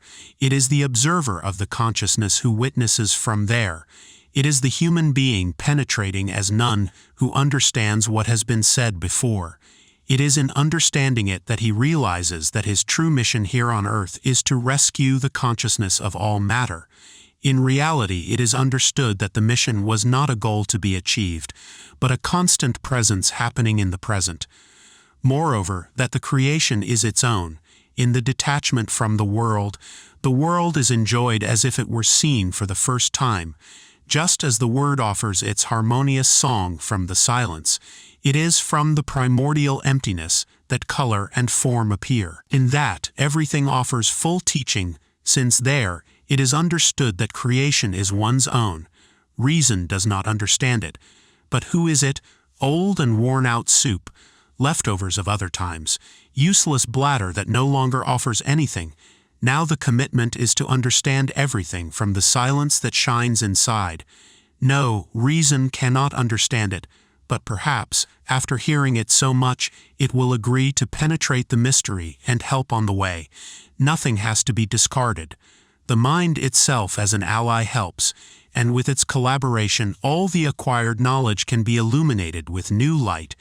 Because thought in detachment is also a magical and dazzling creation that contains, like everything else, the seed of enlightenment. The problem is not thought but the confusion of thought with reality. Language, as a manifestation of thought, is one of the means to reaffirm a certain way of seeing, because it generalizes it when it is transmitted. But language is not only a manifestation but a feedback of the same reality that confuses it with reality. Brain activity changes depending on the conceptual expectations of each subject. That is to say, thought has a powerful influence on physiology to the extent that the input of information to the brain is modified depending on what the brain expects to receive. Something similar happens with language. The Arabs do not know snow, and their language has hardly a single term for it. Instead, they use dozens of different words for different sandstorms. Eskimos do not know the desert and have no terms for it. Instead, they recognize dozens of different types of snow, and their language contains them in specific word forms. In both cultures, language is a manifestation of the characteristics of their environment, but at the same time, language determines a sharpening of perception for the same characteristics. Western psychology is just inventing terms to denote the states of consciousness associated with the levels of enlightenment. On the other hand, Eastern mysticism possesses a wealth of words to denote such states in their most delicate facets. Also, in both cases, language is a manifestation of the familiarity of the experiences it denotes, but at the same time, it constitutes a stimulus to penetrate them. A child born into a community of mystics will not only learn a language rich in terms referring to states of consciousness, but the reality they denote will help him to penetrate and understand them. On the other hand, a child raised in a consumerist society will speak in a language understandable to his elders, full of words referring to material reality, and poor in spiritual denominations. Therefore, he will neither be able to know nor to name the spiritual changes that take place in him. The lack of vocabulary and the absence of community references will end up transforming him into a spiritual illiterate. The same happens with the possibility of living in the present, in a society whose values are productivity linked to specific goals, concern for the future, personal valuation in reference to the achievements of personal history, curricular excellence, and the ability to compete. Its members will consider the experience of the present in itself as a waste of time. On the other hand, in a society that is contemplative and a lover of nature and the beauty of the moment, its members will value existence in the present and will be able to live it with its richness in the absence of haste and goals. The present will be an end in itself and not a preparation for a future. In Western and industrialized society, the present is an instrument for the future, a tool for the future. The problem is, then, that when the future arrives, it will again become a means to achieve another future, and thus in an infinite chain in which life is diluted in a wait for what? For a future that never becomes present. The tragedy of our societies is this inability to live in the present, because there is a lack of knowledge of what life really means and an ignorance of the self. This is sacrificed for the sake of what will never be enough to be happy. Happiness is found in the capacity to be in oneself, feeling the warm, tender, and luminous waves of selfhood, calm and serene, and sufficing itself in a present full of light and always new. Language cannot replace direct experience, much less the experience of reality. The taste of enlightenment cannot be transmitted using words, but these can help to remember it, or on the contrary, prevent its actualization. Language refers to an experience that one wishes to share or communicate through its use. It is only effective when those who participate in it have the same experiential references. In this sense, there are different levels of language that depend on the understanding of the language, but not necessarily on the terms used. The same conversation can be understood on at least 5 different levels. For example, let us analyze the following sentence. It is delicious, the taste of this apple. At the first level of language, the meaning of the sentence is literal and concrete. It refers to a specific taste and a solid reddish apple, perhaps freshly bought at a market or plucked from a tree. The message at the first level of language comes from a transmitter located there who communicates a concrete fact with no other meaning than that. The listener, also located at the first level, understands the phrase as referring to a specific fruit and a specific and defined flavor. At the second level of language, the same sentence, in addition to referring to a red apple with a sweet taste, wants to convey a content associated with a feeling that comes from personal history. For example, the speaker's memory of an apple orchard owned by his family where he played during his childhood. Thus, the taste of this apple is delicious. He wants to convey this subtextual feeling. Only if the listener knows the historical reference will he understand the hidden message behind the specific phrase. If he does not know the personal reference but is sensitive, he will be able to grasp the existence of a powerful feeling behind the words, and perhaps ask about its content. If he is not sensitive to this feeling, the communication between the one who transmits on the second level and the one who listens on the first level will be limited and poor. It will not have quality or correspondence in abstraction. There will be no affinity. The third level of language includes the first two, but, in addition, a more abstract knowledge. The same sentence wants to convey the concrete taste of the specific apple, the feeling it generates concerning the events of childhood, and also the cognition that the contact with the fruits of nature are a blessing of life. Again, for communication to occur at this level, the listener must possess the same capacity for abstraction as the transmitter of the message. If this correspondence does not occur, transmitter on the third level and listener on the first or second, communication in the actual language in which it is attempted will be a failure. The fourth level of language, in addition to including the other three, refers to an even more abstract experience. For example, the notion that everything is interdependent, or that taste is a manifestation of the consciousness and energy that permeates the universe. Only someone at the same level of abstraction will be able to understand the message and respond to it by enriching it. At the fifth level, abstraction reaches the highest level. Only a fully realized being speaks in the fifth language. In it, the sentence speaks about the existence of the self, the eternal present and reality. Only another enlightened one functioning in reality will be able to grasp the message. Zen has 4 statements of its own: special transmission outside the scriptures, independence of words and letters, vision within one's own nature, and attainment of the Buddha state. D.T. Suzuki. The story of how Zen was transmitted by the Buddha to his chief disciple, Mahakasyapa, is an example of the fifth level of language. When the Buddha spread a bunch of flowers before his congregation, the meaning of this was immediately grasped by Mahakasyapa, who smiled silently at him. D.T. Suzuki. The relationship between man and the world can be conceived as a dialogue that also has 5 levels.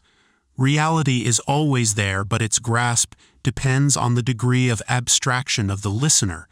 The world experienced on the first level of language is seen as a conglomerate of concrete objects, existing in themselves and related to each other on a concrete level. The world in the second language becomes more personal. Objects are seen in relation to personal history and tinged with feelings of affection or repulsion. At the third level, the vision of objects is experienced more abstractly. At the fourth level, objects are perceived as interrelated and participating in the same nature of the observer. At the fifth level, everything becomes alive, and the dichotomy between observer and observed disappears.